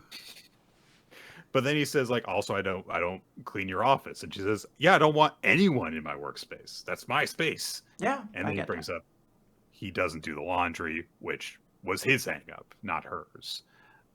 So he says, what if we break these tasks down more? Then I could do more work for you. And Himari is like, well, why are you asking now about this? I don't mind, like, the arrangement we currently have. And he hesitates for a second, then he says, my job as your house cleaner is to support your work. You were originally going to hire a woman, and because you got me, that's placed a burden on you because of what I can't do for you. You hired a house cleaner because you're too busy to do the cleaning, and because it's me, I'm not doing all my job, basically. And he says, because, you and I are closer now, I was thinking that our normal working relationship could also go up a notch, which is an incredibly mature thing for him to bring forward of like, hey, you and I are more comfortable around each other, so I'm more comfortable having us discuss our working relationship more, basically. It also shows like just a tremendous amount of thought he places into his work. Because it's not enough to just be like, I have to do more to support her. He has to be like, how do I do more within the boundaries of what we've already established? How can I break down these tasks, as they get to in a little bit, when he's just like, look, you don't want me to do your laundry, okay? But what part of the laundry can I help with? Like, how can I take that away? Because my job is to support you, and because you didn't hire a woman, you don't feel safe about some of these things, and I want to try to alleviate that as best as I can. Like, it is very much like, oh, Iemori really cares a lot about his work. Yeah. And it's nice to have that emphasis thrown back in when, the house cleaning aspect of the premise of the series has not gotten a lot of focus recently. It's interesting to just see it taken that seriously. Yeah. Himari agrees, and so they start doing an assessment of those different aspects of what he can and can't do. So there's, a silly moment where they go into the bathroom, and he's like, there is black mold in the grout! What have you been doing? You let it get to this point, why? And she's like, fine, you can clean the bathtub as long as you don't look in the drain. And he's like, okay, then I'll start today. For the laundry, they establish, like, because, he says, you wanted me to do the laundry. And Himari's like, yeah, I kind of thought that I would have been okay with you doing it if you wanted, but I'm no longer okay with it. Which is a nice wrinkle to throw in there. That It's like, oh, we're closer, we're more comfortable with stuff. And it's like, no, sometimes if you're closer to someone, you're less comfortable with them doing things that involve your personal belongings and surroundings. So she says, look, here's what I'll do. The machine is fully automated. I'll put the loads in myself. I'll put the things I want you to fold in here, and you can fold them. Doesn't even, like, mention, the unmentionables or anything like that. Just, like, we'll avoid any embarrassment because I will leave the work that you can do for you to do. She completely cuts off those, like, you're not cleaning the toilet. Yeah, 100%. Just completely blocks that out. No. And then finally they get to the office, and Iemori's like, you said you didn't want me to touch your office? Like, yeah, but then she opens the door, and it's bad. It's bad. It's about what you would expect for someone who spends all their time working in a place without ever cleaning it, basically. And it's bad, though, because she, of course, has dust allergies, and they're, like, acting up in this space, and she's like, yeah, can you clean my office, too? So, she also, like, helps out. She's, like, putting, like, cleaning up her documents and stuff while she's wearing a mask to help out. And while she's doing that, he's dusting around stuff, and she's reflecting on the fact that it's like, it's like I'm showing him that I've grown to like him right now. And there's this very cute visual of her, like, I guess hopping spaces on a game board towards him. Yeah. It's very cute. Iemori asks about dinner, and Himari says that she wants, fish and vegetables. And then she brings up the Lucky Love lipstick thing. And she's like, hey, you remember that when I was wearing it during the Haunted Walk? It was, the orange one. We call that Viola Romantic. What do you think? He's like, I don't know anything about makeup. He's like, I don't. Cool. What are you asking? Or I'm sorry, I don't know what I'm supposed to say. But so she says, like, well, hey, you're supposed to support my work, right? So listen to me talk about it. And he's like, I mean, I said I was going to support you by cleaning your house, but he's like, I don't know anything about this, but all right, sure, it sounds great. That's a great name for her lipstick. It suits you, I guess. Yeah. Anyway, I made your food. Yeah. Here's your lunch. It's very nice because she takes pictures. She's like, can I post this on Insta? She asks him for permission. It's just very sweet. Chow's into it. She really enjoys it. And he says, like, oh, like you never directly compliment the food that I make for you. And she hesitates for a second, gets a little embarrassed, and she says, I guess I should try and take things up a notch too. So I'll tell you what's on my mind from now on. And she's all embarrassed. Oh, so cute. Also, she apparently has an insane social media following because they've been talking for like 5 minutes and she has 20,000 likes on the post. He mentions that her account has over 800,000 followers. So yeah, that's not insane to be like, yeah, a pretty sizable portion already like this. Mm-hmm. So they take a look at that, and then like Himari's like, hey, are you like done looking at the comments and likes and stuff? There's all sorts more. And he's like, I don't know, I mean, I'm kind of afraid there's going to be mean comments too. And she's like, you suck at social media, basically. But she takes note after he looks away of one comment that says, that kind of food would make me fall for the chef, and she likes it. Come on, are you kidding me? This is a fucking adorable chapter. I almost died at the end of this one. Just that moment of her like, that kind of food would make me fall to the chef. Like, it's so cute. It's so fucking cute.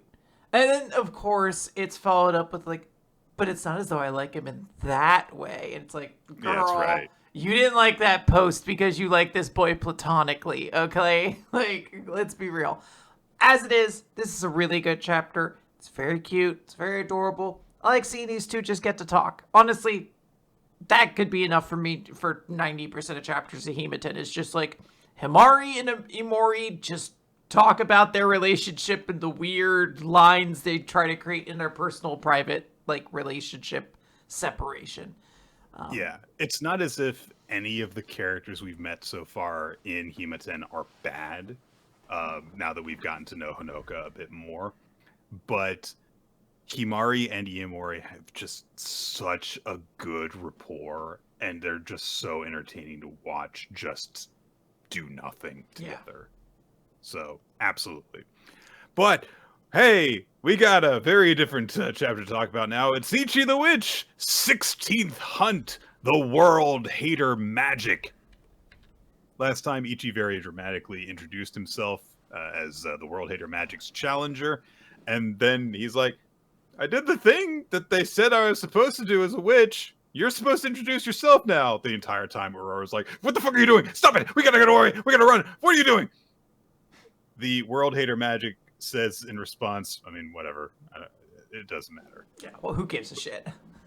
Uroro, if you don't want to be erased, get out. I'm about to begin. And he lifts his staff, and the rings on the end of it jangle against each other and summon a thing. Okay, so a portal opens up. Out of the portal comes a skinless angel that also has wings for the top half of its head. Yes. It's very interesting. Nick, I don't know why you're having difficulty explaining this character. I mean, you see these things all the time. Well, yeah, look at all those over there. Yeah, oh, Nick, there's like 6 of them on the next page. It's crazy. Oh, dear. They're referred to as landsmen, and after they are summoned, the World Hater Magic just says advance, and they start moving forward, and in their wake, stuff starts getting quote unquote warped out, which basically means like layers get stripped off the earth beneath them. Yes, it's very interesting because I think last time somebody was commenting on the fact that it's like, yes, they call them warp, but not like how we would traditionally think of warping as like teleporting. It's like warping as in like making it like, fucked up, like, making it like awful, like changing it in some way. But it's very difficult to tell based off the way the characters talk in the rest of the chapter which one of those it's actually supposed to be, because Ororo actually brings up like, those things are warping out everything they touch, and I'm like, oh, I don't know if that's the language I would use if they're changing something, but whatever. All of the people, of course, in the town are still trapped underneath the dome that these lancemen are, moving from one side of to the other, destroying everything in their wake, and they can't get out because the wall is trapping them inside. And so Aurora just says like, hey, kid, look, I know you're really dumb, but you understand how bad this is. We are both going to die if you do nothing. Like, do whatever. Use any of your spells and activate me to do it and get me out of here. And instead, Ichi does activate Aurora, puts on his very fancy full witch gear, and continues to challenge the World Hater Magic, who says like, oh, are you going to try and leave? He says, no. I've never gone into a hunt thinking that I couldn't possibly die. Didn't matter if I hunted a rabbit, didn't matter if I hunted a wolf, or any other more vicious animal, it's all the same. When it's death for death, death has no size. All there is the pure desire to kill. Looking back, the instant our eyes met, my heart leapt. I wanna hunt. You, those monsters, I want to hunt you all.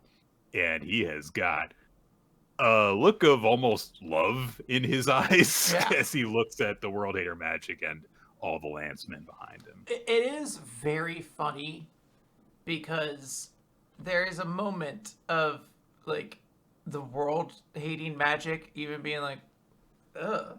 like they're even a little bit like, are you all right? What's up with this guy?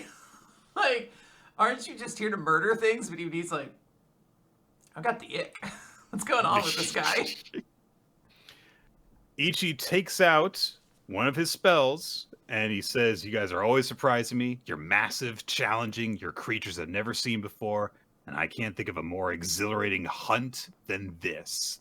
And he uses Ororo's amplification ability, and a huge storm of ice comes swirling up around him, transforming into a giant glowing shark, Unuwashi.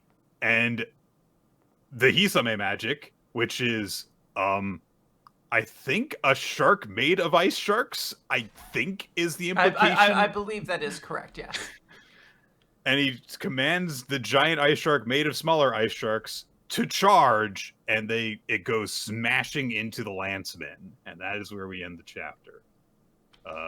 Also biting directly down on the World Hater Magic, if the one establishing panel makes sense here.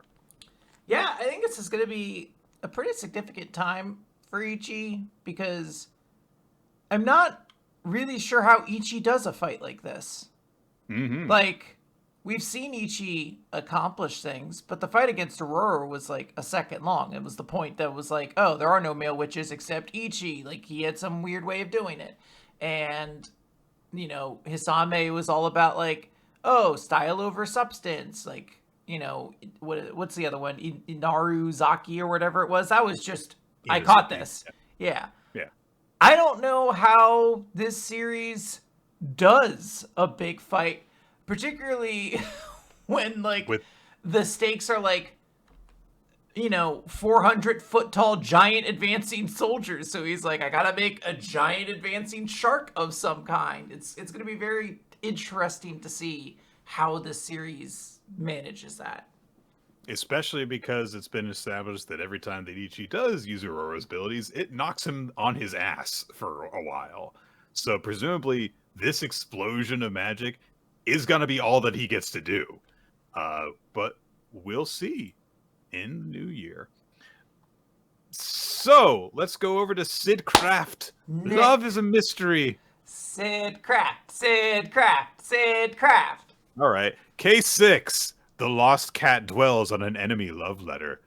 All right. So, Lulu, a.k.a. Phantom Thief Misscat, but she's in her guise as Lulu, complete with Jaunty Beret, is here to basically do some snooping on Sid Craft. And so she goes to his agency and she thinks about how, like, yeah, ever since then, he's been thwarting my Phantom Thief work. At this rate, my mom's going to be so mad at me.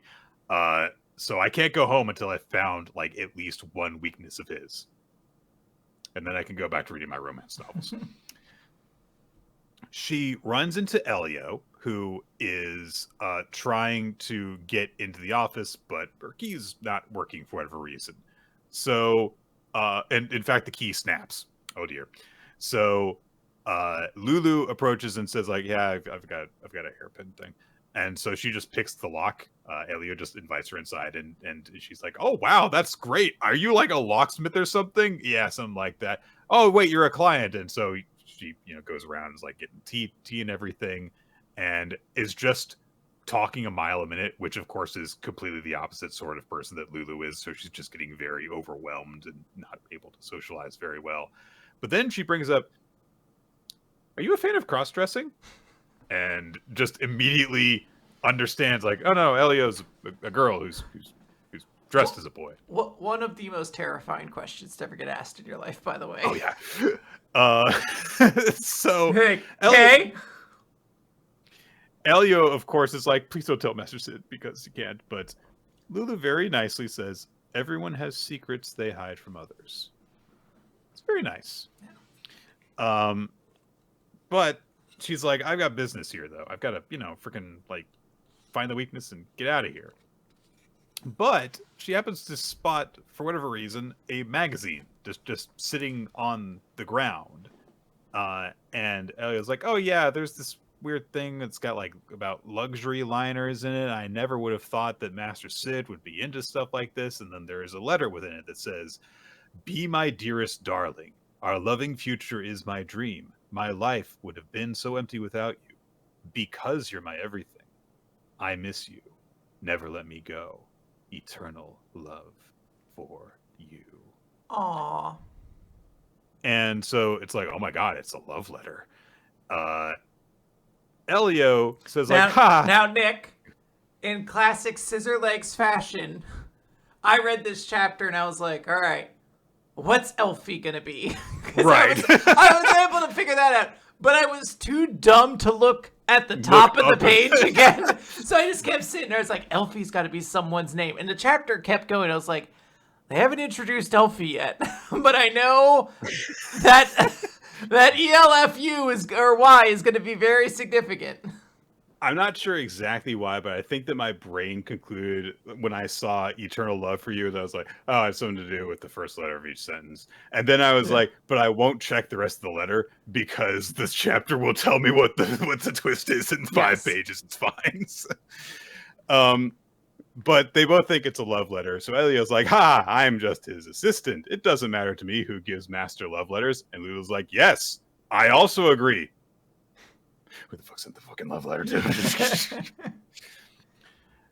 On top of this, Flamberry shows up at that exact moment. Just comes out of the blue while they're distracted investigating it. And so I like how Elio says, like, what, you're here to hang out again? And Souffle is like, what do you mean hanging out? No! I thought that was actually very, very funny because Souffle is like, hanging out makes it sound like I'm wasting my time here. Please don't do that. I'm very respectable.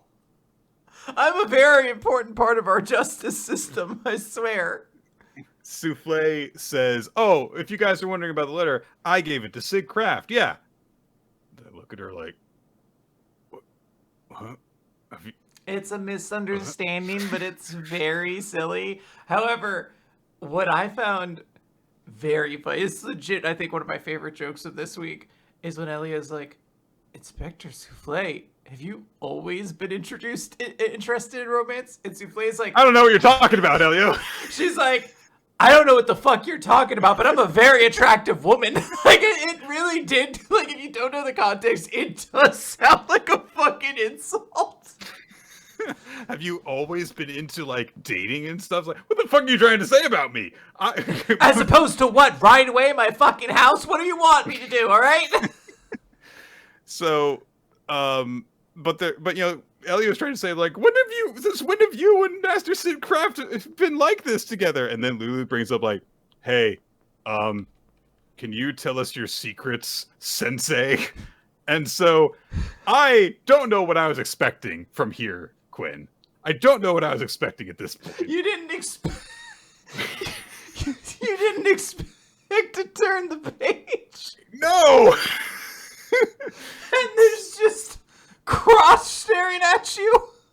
Well, Crotch in any Taishi Susui series has to be expected at any given time. That's what I was saying. I was the like, butt floss is in full effect here. At any moment, you could turn the page into Susui's story, and you're like, so that's what that character's taint looks like. That happened, and I was like, yeah, okay. And then I looked down at the rest of the page, and I was like, what the fuck is going on? I was very confused, and then I sat there for a while, and I was like, they didn't have sports bras and leggings during the old Sherlock times, you motherfuckers. Sid Craft is, of course, getting back home. Is like, oh, another day of being me and having to solve crimes. Oh, and then he goes inside, and all three of the love interests are doing twisting crunches. Yeah, they're doing Russian twistas. I don't know. At this point, they might be called like fucking Scotland Yard twists or some shit like that. But yeah. And so Souffle says, if you want to become a romance expert like me, you gotta work out. Your muscles will never betray you. By the way, she's got amazing abs. I have to compliment her on that. She does. She does. She has really, really good abs. You know, good for her. I don't even know how this character came to this conclusion. I'm so confused. Oh, this is purely like Susui was storyboard, and he's like, all right, Lulu shows up, talks to Elio. She figures out Elio's a girl immediately. Cut that off. You know, we're gonna do that. Yeah. We're gonna have her. She's looking after her. She wants to find out something about Sid Craft. They're gonna find a love letter. It's gonna have a secret message spelled out in it. And he spent a lot of time. He's like, what is this message sounding like? He's like, it's gonna be bomb something. I need a name for the ship. Fucking Elfie. And then he was just like, I'm so bored. I just want to draw these girls in workout clothes doing sit-ups. And he just turned the page and started doing that. I have so many questions. 1, why did they come to this point? 2, where did Lulu's workout gear come from? I was like, because it doesn't fit underneath her clothing that she's wearing here. Souffle, you could easily justify wears that underneath her clothes. And Elio is just wearing all of her clothes. But right. Lulu's does not seem to 100% fit underneath, and also feels like it would be really inconvenient to wear underneath everything else. But I have to admire her for continuing to wear her beret while doing the workouts, though. That's great. Yeah, I'm like, Elio. And I do feel I feel so bad for Elio. It makes sense why she has to keep on wearing them. It's because, although Lulu's figured it out, Souffle is the worst detective in the world and has not. So I really need to give special props to detectives who are famously terrible at their jobs, and Souffle is really starting to rocket up that list. Oh, yeah. It was Dick Gumshoe at the top, standing really unopposed for quite a long time, and now Souffle is really shooting up there. So Sid asks, what is happening? And Souffle says, oh, the workout, you mean? And doesn't explain how she came to this conclusion. All right. Because they get distracted with Lulu saying stuff, and then she's like, oh, right, I'm supposed to be finding a weakness of Sid Craft's. Why am I doing this instead? Then Sid comes to another mistaken conclusion because Lulu and Elio, because of their bonding before Souffle showed up, are quite close to each other and are like sharing secrets and stuff. And Sid's like, oh man, Elio's a ladies' man. Completely misses the point. Then Souffle just comes over to Sid and is like, hey, Sid Kraft, what about this letter? And Elio and Lulu are both like, oh my god, she's just like asking for his response to her love letter immediately. And Souffle's like, what are you talking about? No, this letter got sent to the police. We were trying to decipher it. And she has an entire little chibi thing of like, I got a letter. So she was like, yeah, I came to Sid Kraft and she's like, I don't like coming to you for help, but please help. What I like is that she was so sweet and cute. And she's like, it's like a love letter. I bet it's for me. And then she opens it up and she's like, oh, help. Why is this? Help me. Don't make me do this. I don't want to have to figure out what the starting letters of each sentence mean. So at the very least, we understand that the reason she was confident in herself as the master of romance is because she thought it was a love letter written to her. Yes. Again, don't know why the workout came in, but I think in her mind, she's just like, all I do is exercise, and all the boys love me, so thus, ergo. You gotta have gains. Yeah, she's like, all you fools just don't work out enough. That's why they don't love you. Or you're not a bad enough detective. But I don't acknowledge that aspect of myself yet. So, yeah, he says that, like, oh, if you use the first letter of each sentence, then it spells out bomb in Elfie. I wish so much he had taken a look and been like, bomb and Elfie, and then he, like, threw it away. like all of us who took one look at this thing and was like, eternal love for you, full stop after each one. Obviously, first letter is something significant. Like, so yeah, the person is declaring that, and then there's also like a date and time at the bottom, and so Souffle's like, oh shit, well we gotta go and stop them, and Elio's like, yeah, we have to help, and then Lulu's like, maybe I could steal the bomb from the cruiser, and then the detective would owe me a favor, which I can exploit. Maybe. Wait, no, I don't. I'm not gonna do that at all. And then she declares aloud, "I won't be going." And Elio's like, "Yeah, of course you won't be going." Why would you have? That is a very funny conclusion to this chapter. It is very amusing. I also just like that she kind of gets the chapter and she's like, I've gained new weakness knowledge. I'm going to leave. Like, I am not going to join you on this caper. I love that this could have set up for like, oh, and there will be a part 2 where they go and investigate. Like, no, probably not. Yeah, That's not the mystery. Doesn't sound like it's that hard for them to piece out where this thing is. Yeah, an entertaining chapter, even if I didn't understand part of it. Yeah, Nick, let's talk about chapter 26 of Ultimate Exorcist Kiyoshi, A Hot Spring Promise. Yeah, so Kiyoshi has been training in precept power ping pong with Akari, who's really into it. She's got a headband around her head, and she's calling herself Kiyoshi's coach. She's got track bands on and stuff. It's nice. She's really pushing him hard, and I like how she gives the least helpful instructions, and yet Kiyoshi seems to understand them, because she says, you gotta do a bam and a whoosh and a boom! And he's like, I understand perfectly. And so he keeps on training until it's time to call it a day. Goes and hangs out in the hot springs with Nehan and Jack Joe. Nehan has a bruise on his arm. Where did that come from?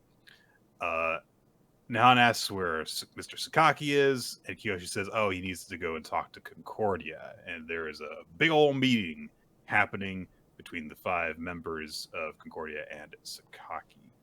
And so turns out that Sosuke, at the very least, and probably the others, like, don't know about the Black Beret that we learned about before. And that's because, like, yeah, we don't know who's going to leak information. Makes sense because of Yuta. So it's like, this is a very need to know basis. So Sakaki kind of brings everyone up to speed, and then he says that Sangui is on their way to Naraku City, as is Kurogane, the commander of the Iron-Blooded Knights, which means that 3 cross paladins are converging to help with this, as well as there being Kiyoshi Hirai there. It's going to be a very big thing as they're going up against Astaroth. Then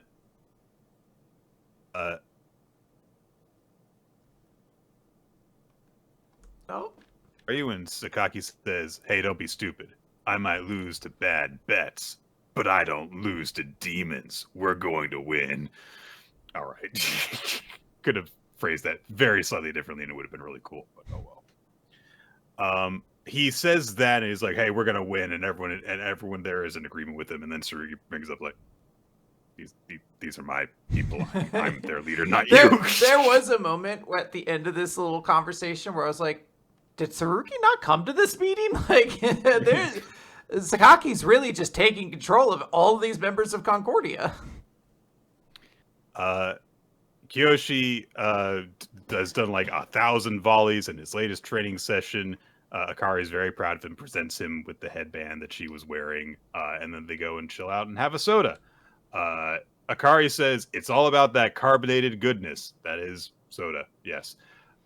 Now, Nick, it's Exorcist soda. So what kind of Exorcist gimmick do you think it has? I think you have to have a very stable flow of Exorcist power, or it shakes up in your hand. If you have too much or too little, too much it gets overfilled. Like too little gets it flat. Yeah, flat or it explodes. Yeah. Good. What if you put it in a freezer? What happens then? Is it an Exorcist freezer? Ooh, very good question. Yeah. So maybe it summons a demon if you don't put it in Exorcist. Oh yeah, you put it in a regular freezer. The freezer comes to life and starts attacking you. I'm the freezer demon. Kiyoshi is very grateful to Akari for training him through all this because they've been going at it for days.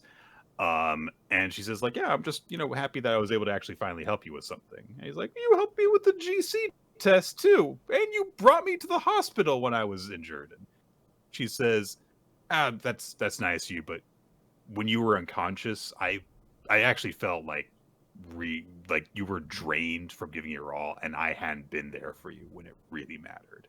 It felt like I was just your partner in name only. So I need to work hard too so that I can claim that I'm your partner with pride. And then she gets a little self-conscious because she's like, "Oh, we were having a nice moment," and then I brought it down, and she gets kind of anxious and stuff. But then she's like, okay, let's make sure we win this thing. And then we'll all visit the hot spring together again. And Sakaki kind of overhears that and is like, "Oh, that's my kids." And it's really weird because I feel like this could have just been like an almost perfect conversation between them. But they keep on dropping these things of like, "By the way, she's a girl and he's a guy." And like, because he's like, "Oh, she's cute." And then at the end, she's like teasing him by like, "Hey, you want to hit up the co-ed baths?" And it's like, but you had such a sincere, nice conversation besides all this forced heteronormativity between you two. So, It's time for goodbyes the next day. And then Akari's stupid brother is like, "Hey, if anything happens to her, I'll make you pay." And Kiyoshi says, "Don't worry, Miss Akari is my precious partner." Oh no, the phrasing. Misunderstandings. Nihan and Jackjo quietly approach Tsurugi and bow to him, and then he just goes and is like and leaves. So obviously continuing hints of maybe some secret training with them.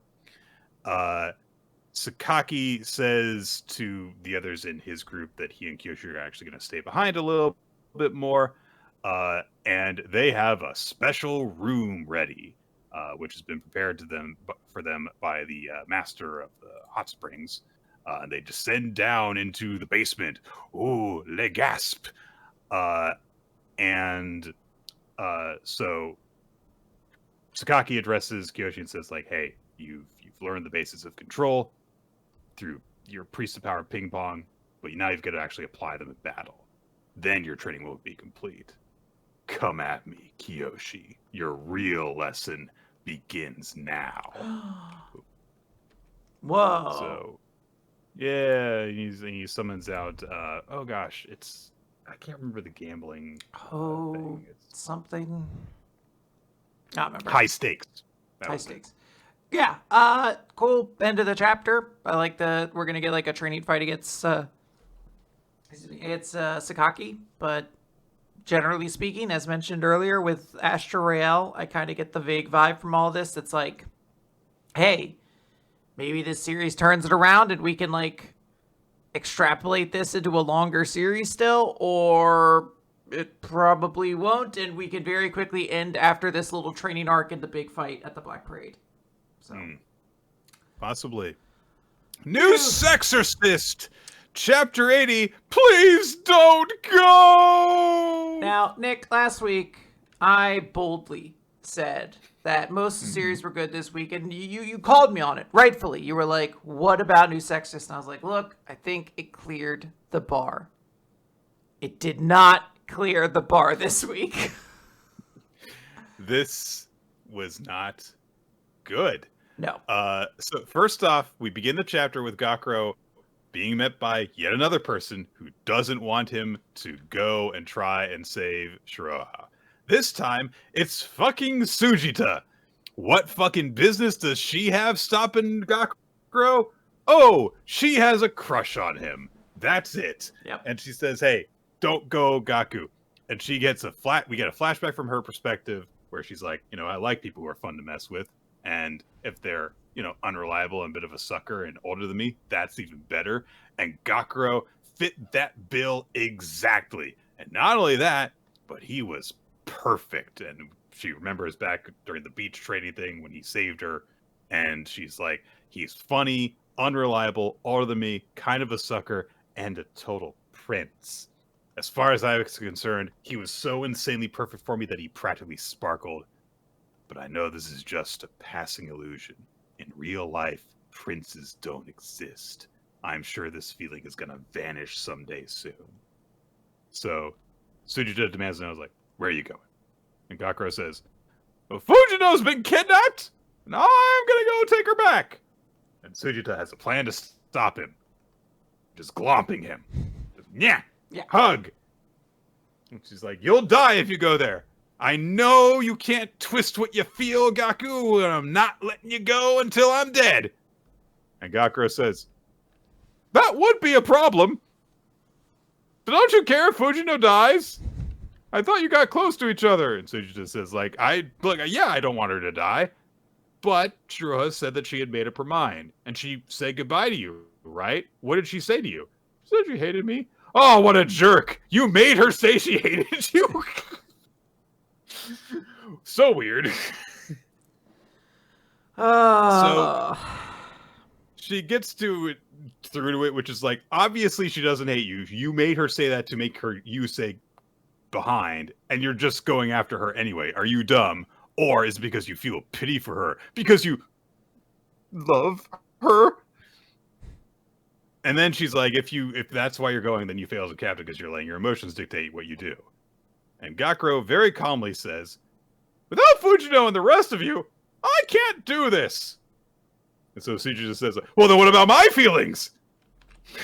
All right. And she's just like, I like you. She has to confess, Nick. She's gotta bring out her thoughts and feelings so that Gakuro can respond to them now. This is the powerful emotion of it all. Yeah.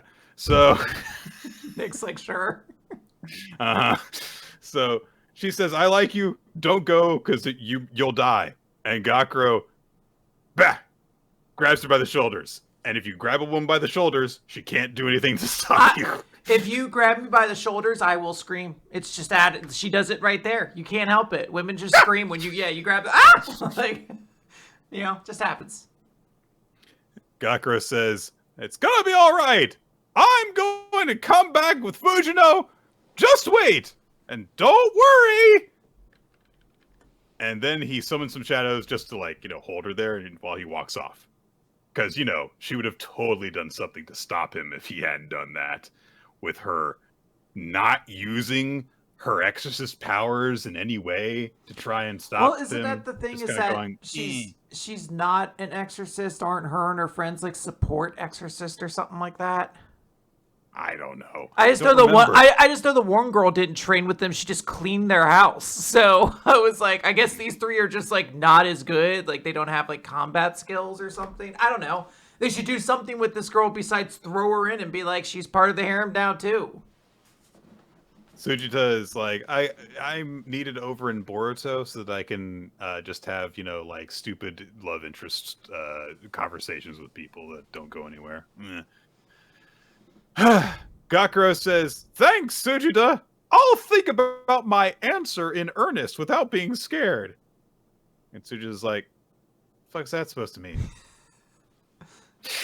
Yeah, I really wish they had just ended the chapter. She's like, the fuck? What'd you say to me? It's a very weird note to leave off on where Gakuro is leaving her behind. It's just like, I will think about your confession and will answer you honestly. It's like, first of all, priorities. Number two, no, you won't. You're Gakuro. It turns out I'm actually really scared of thinking about emotions. This is the most like fucking beta girl energy I've seen. Like I hate to use those words, but like this is the character with zero shot in this series who's like, why don't you care about me? And you just have to watch her get her fucking heart broken here. Like it doesn't hurt because I don't have any affection to this character. But it is just like, oh wow, this is 12 pages of this chapter is just devoted to being like, I love you. And he's like, cool, but I have to save my friend. Goodbye. I don't know. Maybe they're made for each other, Quinn. They just sound a lot alike because he has a very high-pitched voice, too.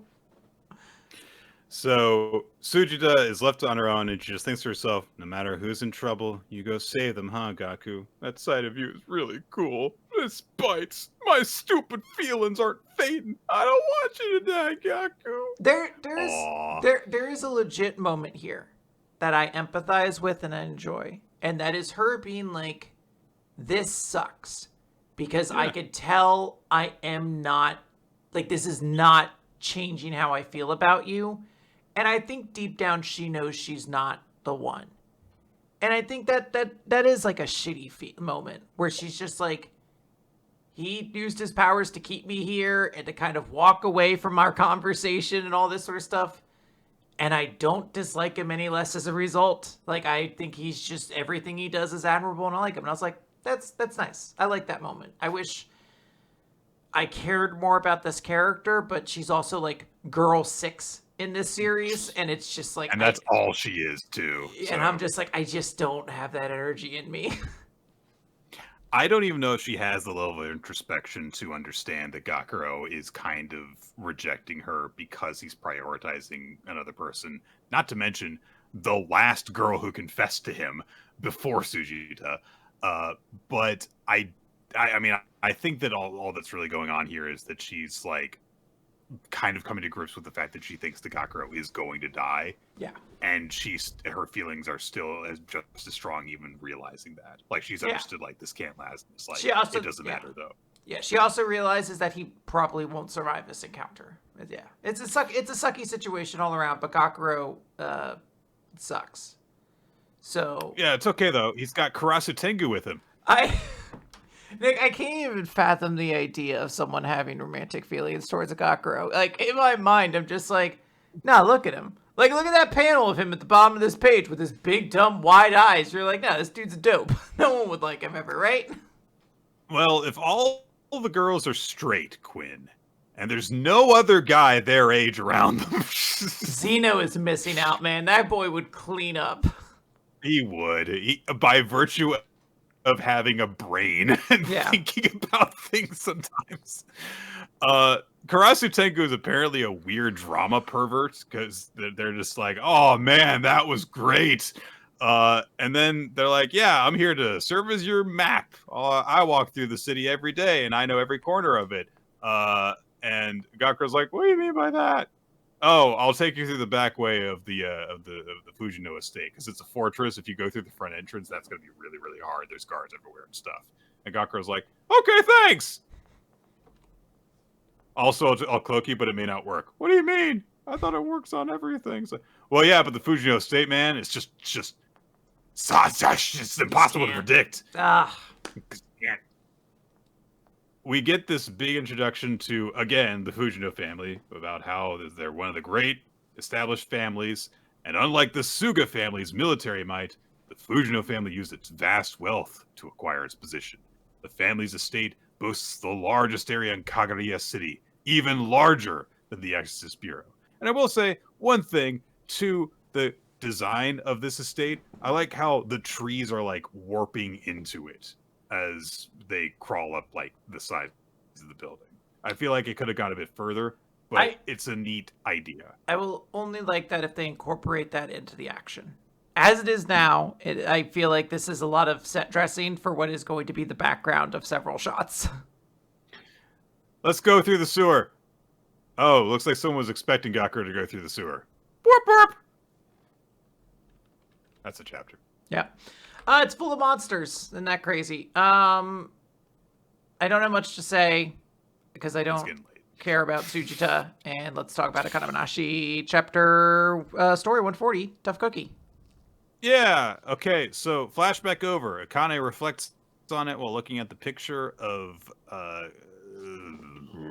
forgot his name. Kiroku with his apprentices. You can just call him Shiguma. Remember? Shiguma. Shiguma the fifth. Five Guma, and we call the other one Six Guma. Six Guma. Yeah. She does a little prayer at the fifth Shiguma's grave while Aurора's kind of in the background, and Akane is like, "Yeah, I'm really thankful for what you've done for me." And Aurора's like, "You better be." Bitch, came really early. This was a lot.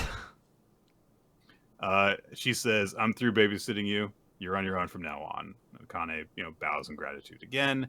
But as she's starting to go, Aurora says, "Since I've gone and done so much for you, you might as well make something of it." Akane, of course, has gotten the text message from Maikeru saying, like, "Hey, I've got something to say about the school being disbanded, so let's meet up at Master's house." Akane says she's on her way, gets on the train and heads back. She thinks about the story that she's just heard, and she's like, "Yeah, I mean, I can't really even imagine what the past even was like." But she reflects on the previous Shiguma entrusting the Kiroku name to his apprentices, and then says, why did he pass over Isho to give the Shiguma name to his second apprentice? The answer to that, and the reason for the friction between them, probably lies in Shiguma's art. And she realizes the old Shiguma is the key, the history of the school, and the only clue that will lead me to the answer is an image of Isho flashes in her head. And she is hugging her backpack as she rides the train. She's like, I get it. And then she thinks of her dad and it goes, I get it, but still. And then there's a burst of light, even though she's in the train. And she thinks what Shiguma had told her. The story is in her hands now. She looks down at her hands and just kind of smacks herself in the face several times, to the point that other people on the train are looking back at her like, what the hell is she doing? What's going on? We cut away from her as she has had that moment. The other apprentices are talking, about Akane and how she's got to go to freaking be Isho's apprentice and how pissed off she is. But Maikeru says to Gurigo, I'm not too worried. Our little sister apprentice is one tough cookie. And Akane joins them, and all 5 of the apprentices are together again for basically the first time since, well, hell, it's been a long time, because Gurika wasn't even at their celebration before. He was just there remotely. So Maikeru says, this is obviously about the dissolution of our school. I protested, but I couldn't get it overturned. The Shiguma school will be no more. And he's apologetic. He's like, I feel so powerless because I'm the senior apprentice and I couldn't do anything. But that doesn't mean I'm just going to back down now. I'm going to be an Okanban. I'll amass enough strength to bring the school together. But until then... And Koguma says, we'll just have to be Shinichi. And they're like, let's just do it. Yeah. And he says, we don't want to wait for help. Kyoji says, if we no longer need to be taught, then we won't need guardians. And it's like, yeah, that's a nice, simple, solution to the problem. And Akane's all for it. Kokiri goes for it. But it's just a very, big optimistic feeling that they have. Yeah. Mike Harris says, as the message said, with the exception of me, since I'm slated to be a Shinichi, the 4 of you will be placed under a new guardian. So let's build up our strength and then meet back up here. And I don't think we knew before who everyone was getting assigned to. This also, the way they reveal it, though, you're like, yeah, all 4 of these are interesting decisions. Mm-hmm. Koguma with Iken, Kyoji with Zensho, Guriko with Taizen, and of course Akane with Isho. There's because all of them seem like such weird matches for all of them. Iken and Koguma are almost like opposites. You have somebody whose entire thing is about being very personable and outward versus somebody who is very much reclusive and introverted. You have Zensho, who's all about comedy, but that's also what his specialty is as well. I always forget bald guy's name, but Kyoji. If I recall, he's also a comedian as well. It's just, but he's a very different kind of person. Yeah. And the other one is just somebody with aura and somebody without it, basically. I don't know a nicer way to say it, but it's somebody with presence and somebody who significantly lacks it. And I love the way that they're all framed in these 4 shots. These are all very cool visuals, 4 of them in a row. Koguma and Iken fitting into each other. Kyoji with Zensho looming in the background. Guriko facing off against Taizen, and then both Akane and Isho's eyes focus on as if they're staring at each other still in this moment.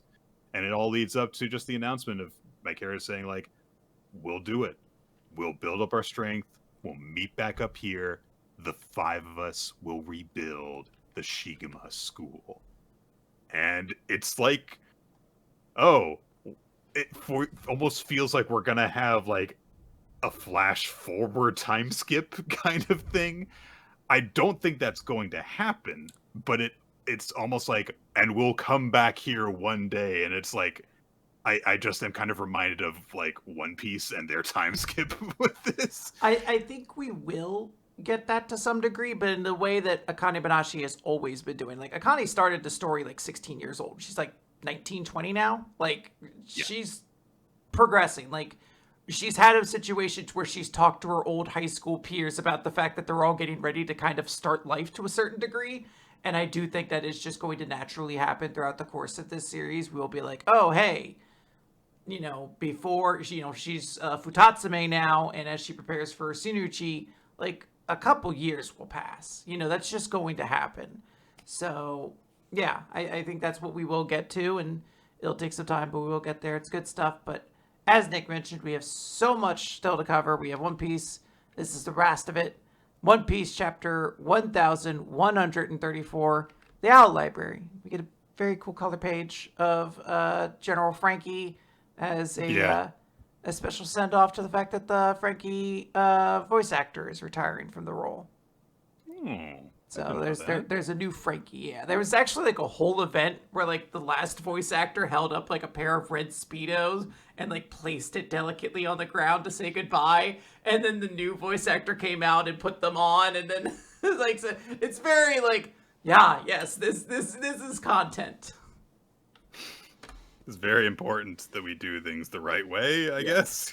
So Luffy opens this chapter by talking like an old man who's just old man Saw, you did us a great favor to one of our young'uns. Thank it kindly, begging your pardon, And someone's just asking who they were so where did he learn that? And I'm honestly quite curious where Luffy did learn it. I was is this something Silver's Rayleigh would have done to him? Or is this some shit from Crocus. Like, I'm just curious who installed this attitude into Luffy, because he didn't come up with these words on his own. No. I like how Robin just caps it all up, but just says, yeah, this is Luffy. This is Luffy, yeah. Saul is like, you found your people. And Robin's like, yep, just as you said, I found them, Saul. I found true friends who will stand and protect me. And all the Straw Hats who aren't the tough guys turn around and cry and think to themselves, we'll protect you for our life. It's very, very sweet. And Saul is basically just like, yeah, this is pretty great. Thank you for coming all of here. Sorry about the surprise and all, but years ago when I worked in the Navy, I know what a big deal the Four Emperors were. So thank you so much for keeping Robin safe. And Lilith flies up at this point and is like, hey, Saul, it's me. He's like, who the fuck are you? He's like, Vegapunk. And Jinbei teleports onto the Straw Hat ship somehow. It's very unclear. I thought this was supposed to be a flashback, but it happens in real time. So Jinbei, I guess, just fucking raw dog jumps onto the Thousand Sunny, and they drop a big box. And he's like, you said to bring this from Egghead, right? What's inside? And Lilith's like, me. It's a Vegapunk clone. And it's a perfect recreation, not like us satellites. This is the me who came here 20 years ago. And she's like, anyway, I snuck him out of the lab in like a vat of biofluid, and I don't really have the facility to extract him at this point. So I think I'm going to settle down here and build a new factory. And we get a very cute moment where Bonnie's like, does that mean you'll be able to make Daddy all better? And Lilith says, of course. So happy endings are hopefully coming. Saul is like, whoa, why are you girl? And she's like, don't have time to explain it. Saul's assistant, Anye, I think, comes up. I have no idea how to pronounce some of these. I would say it is Ange. Ange? Okay. I have no idea what letters you're supposed to pronounce and which ones you aren't. So if anyone here knows a bit more, feel free to let me know. But anyway, Ange is like, hey, I'm his assistant. I don't know why it matters. I don't know why Ange is a character. She's here to basically be like, here's the library you're all next to. It was literally, if you just turned your sight like 2 feet to the right, you would have seen it. It's this enormous library. And Saul says, see you later, Ange Nurmagerd. And I'm going to go give Robin a tour of the library. So they're going to go. But before they can, a bunch of giants start picking on them. Giant kids. And they're like, pipsqueak humans, let's catch them and make them prisoner. And they stop because a bunch of girl giant kids chastise them. And they're like, don't chase humans around. And I love the one in the middle because she's got a silly helmet that is too big for her. I will never understand. Nick has such a very fascinating relationships with hats in manga. Well, I'll tell you something very simple to understand, Quinn. Vikings. All right. They've got horns on the helmets. So we got to find Taichi or whatever his name is for World Trigger. We get him a Viking Put helmet. some horns on his stupid hat. All right. There we go. The comments, though, are basically like, why are the boy giants and the kid giants in general all such wimps? Aren't these supposed to be like the next generation of warriors? And someone, I think very specifically even used the term, aren't you guys the next generation? And the giants are like, hey, don't call us guys. And they're like, what? And a voice calls out and says, yeah, it's not in anymore. And that voice I forgot how beautiful she is. Nick, it comes from it comes from Miss Riley. There's going to be so much art of this woman stepping on people. And if they need someone to model that art, by all means, I volunteer. You want to make sure that it's being done authentically. This woman's introduction is Luffy drowning in her boobs. Like, Jesus. Miss Riley is the school's biology teacher. Ripley, sorry. I didn't see her name. You weren't looking at that nameplate. And Ripley is basically just like, hey, the kids don't do that anymore. Like, we don't live in a world of violent... Well, I shouldn't say we don't live in. Our culture doesn't cause violence, pillaging, and war as much anymore. And she specifically notes that, 100 years ago or whatever, like a long time ago, our great King Harold told us, don't fight with other countries, trade with them. And he got into arguments with all the other giant people. It was a big thing. And they continue a little bit more of the lore of this, where they're just like, yes, King Harold, great king, reformed the country, tried to at least, and then he was killed by his own son before his dreams could be realized. And the country refused to give his son the throne then as a result. So now Elbeth has no king. Anyways, let's go to school.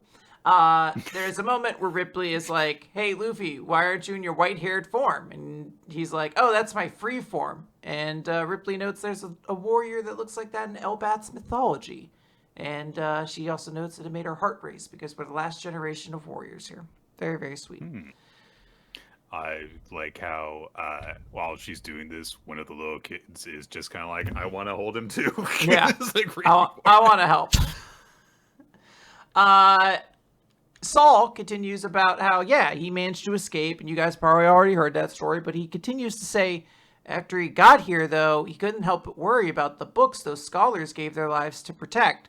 So he had Haryuden bring him back to Ohara, and when he found all of those tiny little books clinging to life, he leapt. So he says, come on in, Robin. Oh, but watch out for that book, because Robin's just carrying like an archaeology book. And as she steps into the library, it grows enormous, larger than any of them, falls to the ground, and he says, all the books in here are giant-sized, and every book you bring in here turns huge. This is the wondrous Owl Library, and in here you'll find all the texts that Ohara protected 22 years ago. We searched all over the island to find every last one, and you can check. They're all here. And Robin has a brief little flashback to when she met Clover, who described Ohara's library as the world's best library. And Saul just says, I can't believe I finally get to show this to you. And Robin just smiles and kind of cries. And sadly, we don't just get to end the chapter on that notion because it's really, really sweet and beautiful. But we do have to continue a little bit more, which is Loki. He is talking to somebody on a Den Mushi as he's still chained up by the tree. And he's talking to this mysterious person being like, you must be as bored as I am. Are you still traumatized by that experience? This person, known later as Shaggy, just says, yes, even now, the memory... listen, Loki, you gotta, chill out, man, while you're trapped on that tree there, dude. And by the way, can I have some of those giant sandwiches when I come and visit you? Look, I always forget how good of a Shaggy you have. He just says, yes, even the memory makes me terribly, uncontrollably, and Loki's just like, I've never seen you, nor met you, but through some twist of fate, we've long been friends. And if I were in your place, I would have razed it to the ground and killed them all. And Shaggy's like, I wasn't really hoping for that. And Loki's just like, and that's why you're weak, Shaggy. Listen. That's why you suck. You don't want to let these fools get you down. You got to put them in their place and they'll come back for vengeance. Oh, thank you. And just what are you talking about? Thank you. Yeah, he's like, well, I realize that these fearsome words you say, they hide your kindness. And Loki's like, bitch! Shut the fuck up! I'm never kind. You tell another motherfucker I'm kind, I'll fucking kill you. Please don't shout. Yeah. And he has like this, you just wait till I get these chains off me, Shaggy. Very weird little conversation. But I like the idea that the first hit we have of what Loki's true personality is just from the person that has been his presumably only company for years. Yeah. Just cutting to the core of it. But Nick, that is not all. We end the chapter in a western village in Elbath. There is a party going on and a castle in the distance. A black lightning bolt strikes the castle, and we see the summoning circle that the Gyosei 5 used. However, this one doesn't have the 5 in it. No. 2 figures now show up inside of this place. One of whom we don't really know. They're in a hood. We only can really see their eye line. Their mouth's covered up with bandages. They look like Sheik from Ocarina of Time, basically. Yes. But the other person seems to resemble Shanks. Ooh. They look a hell of a lot like Shanks, yeah. Now, it is worth noting, Shanks does have a family that he abandoned.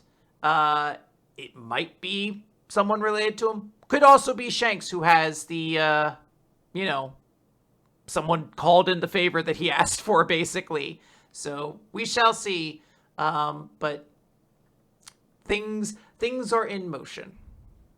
Yeah, there's a bunch of little things that happen in this chapter. I really do like the moment where, hey, Robin kind of gets her happy ending, basically. Yeah.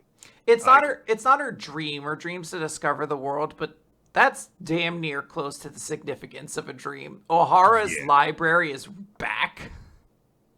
And, like, she, finally has, like, some sense of closure that, like, oh, all the shit that I went through as a little kid wasn't all for naught.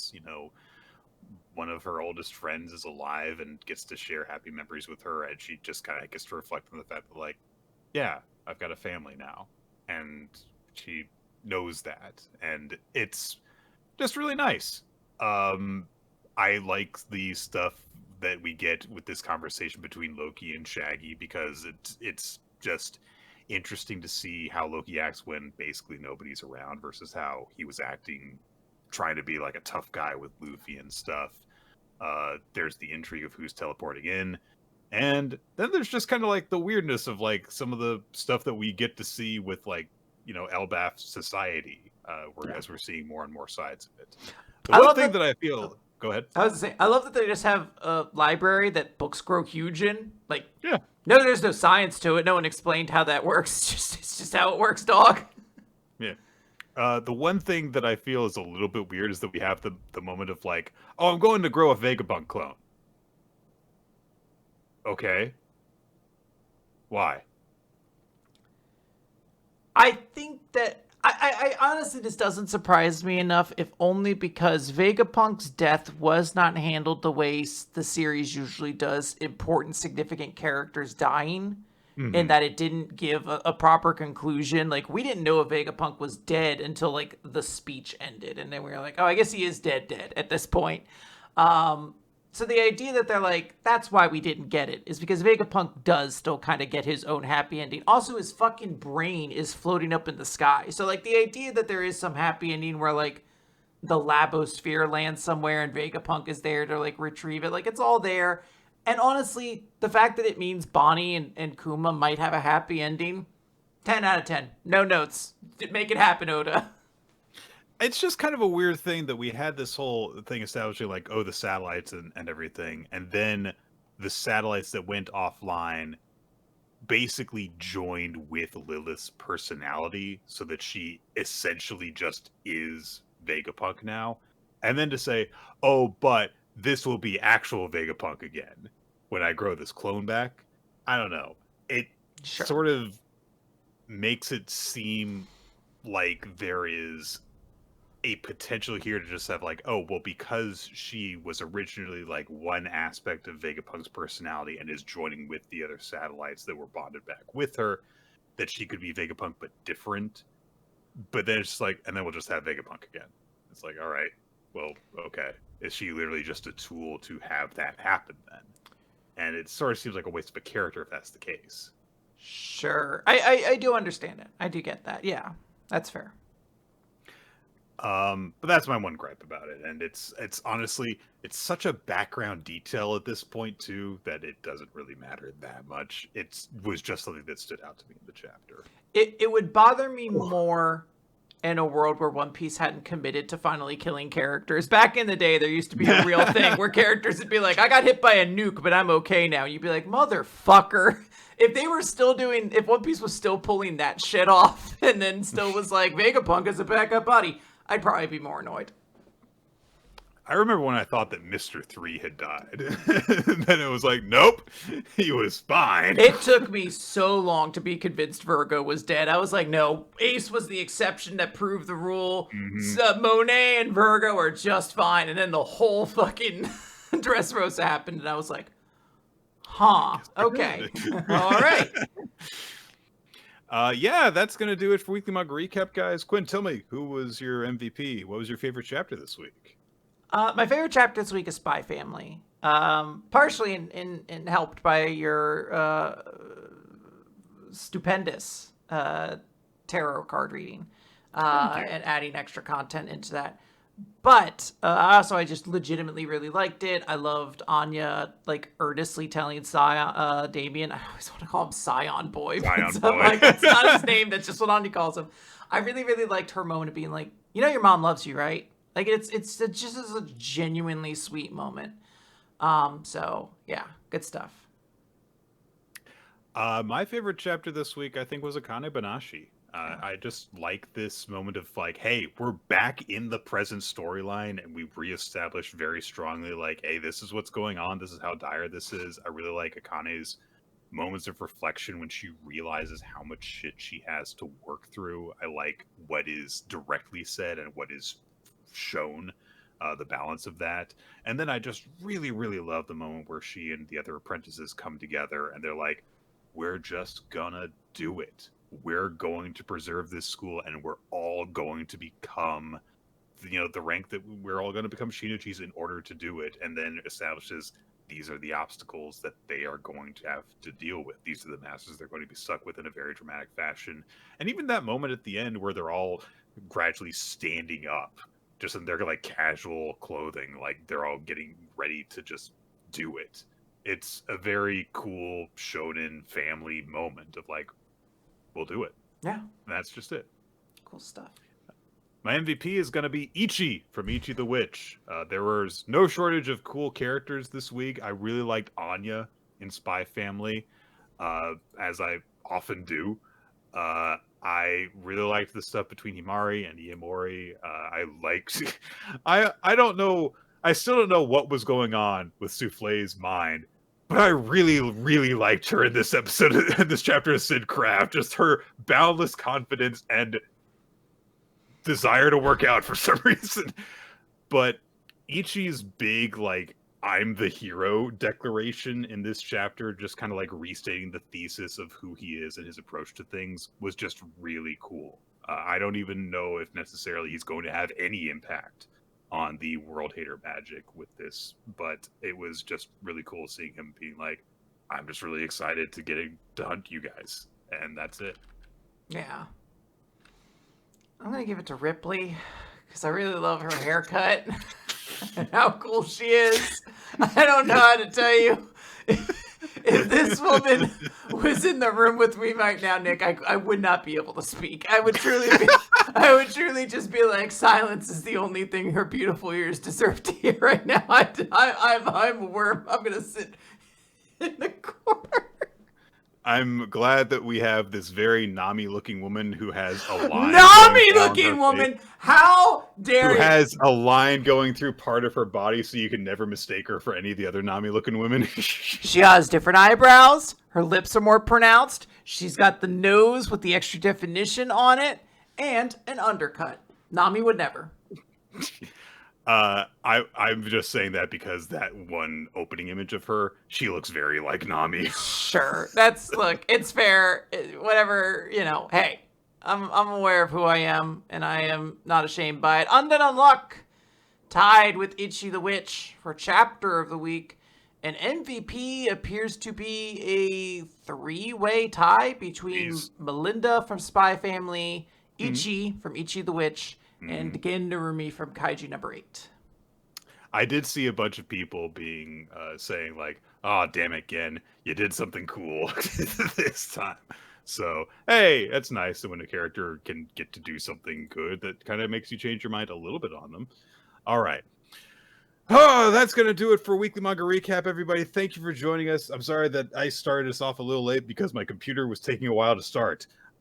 We will be back at our regular time next week, which means on New Year's Day 2025 for the next episode of Weekly Manga Recap right here on twitch.tv/RollOC. We should be starting that at roughly our usual time of about 7:30 Eastern, but to know when we're going live, you can follow us on social media. We're both on BlueSky. You can also join the Weekly Manga Recap Discord, which will be linked wherever this gets posted.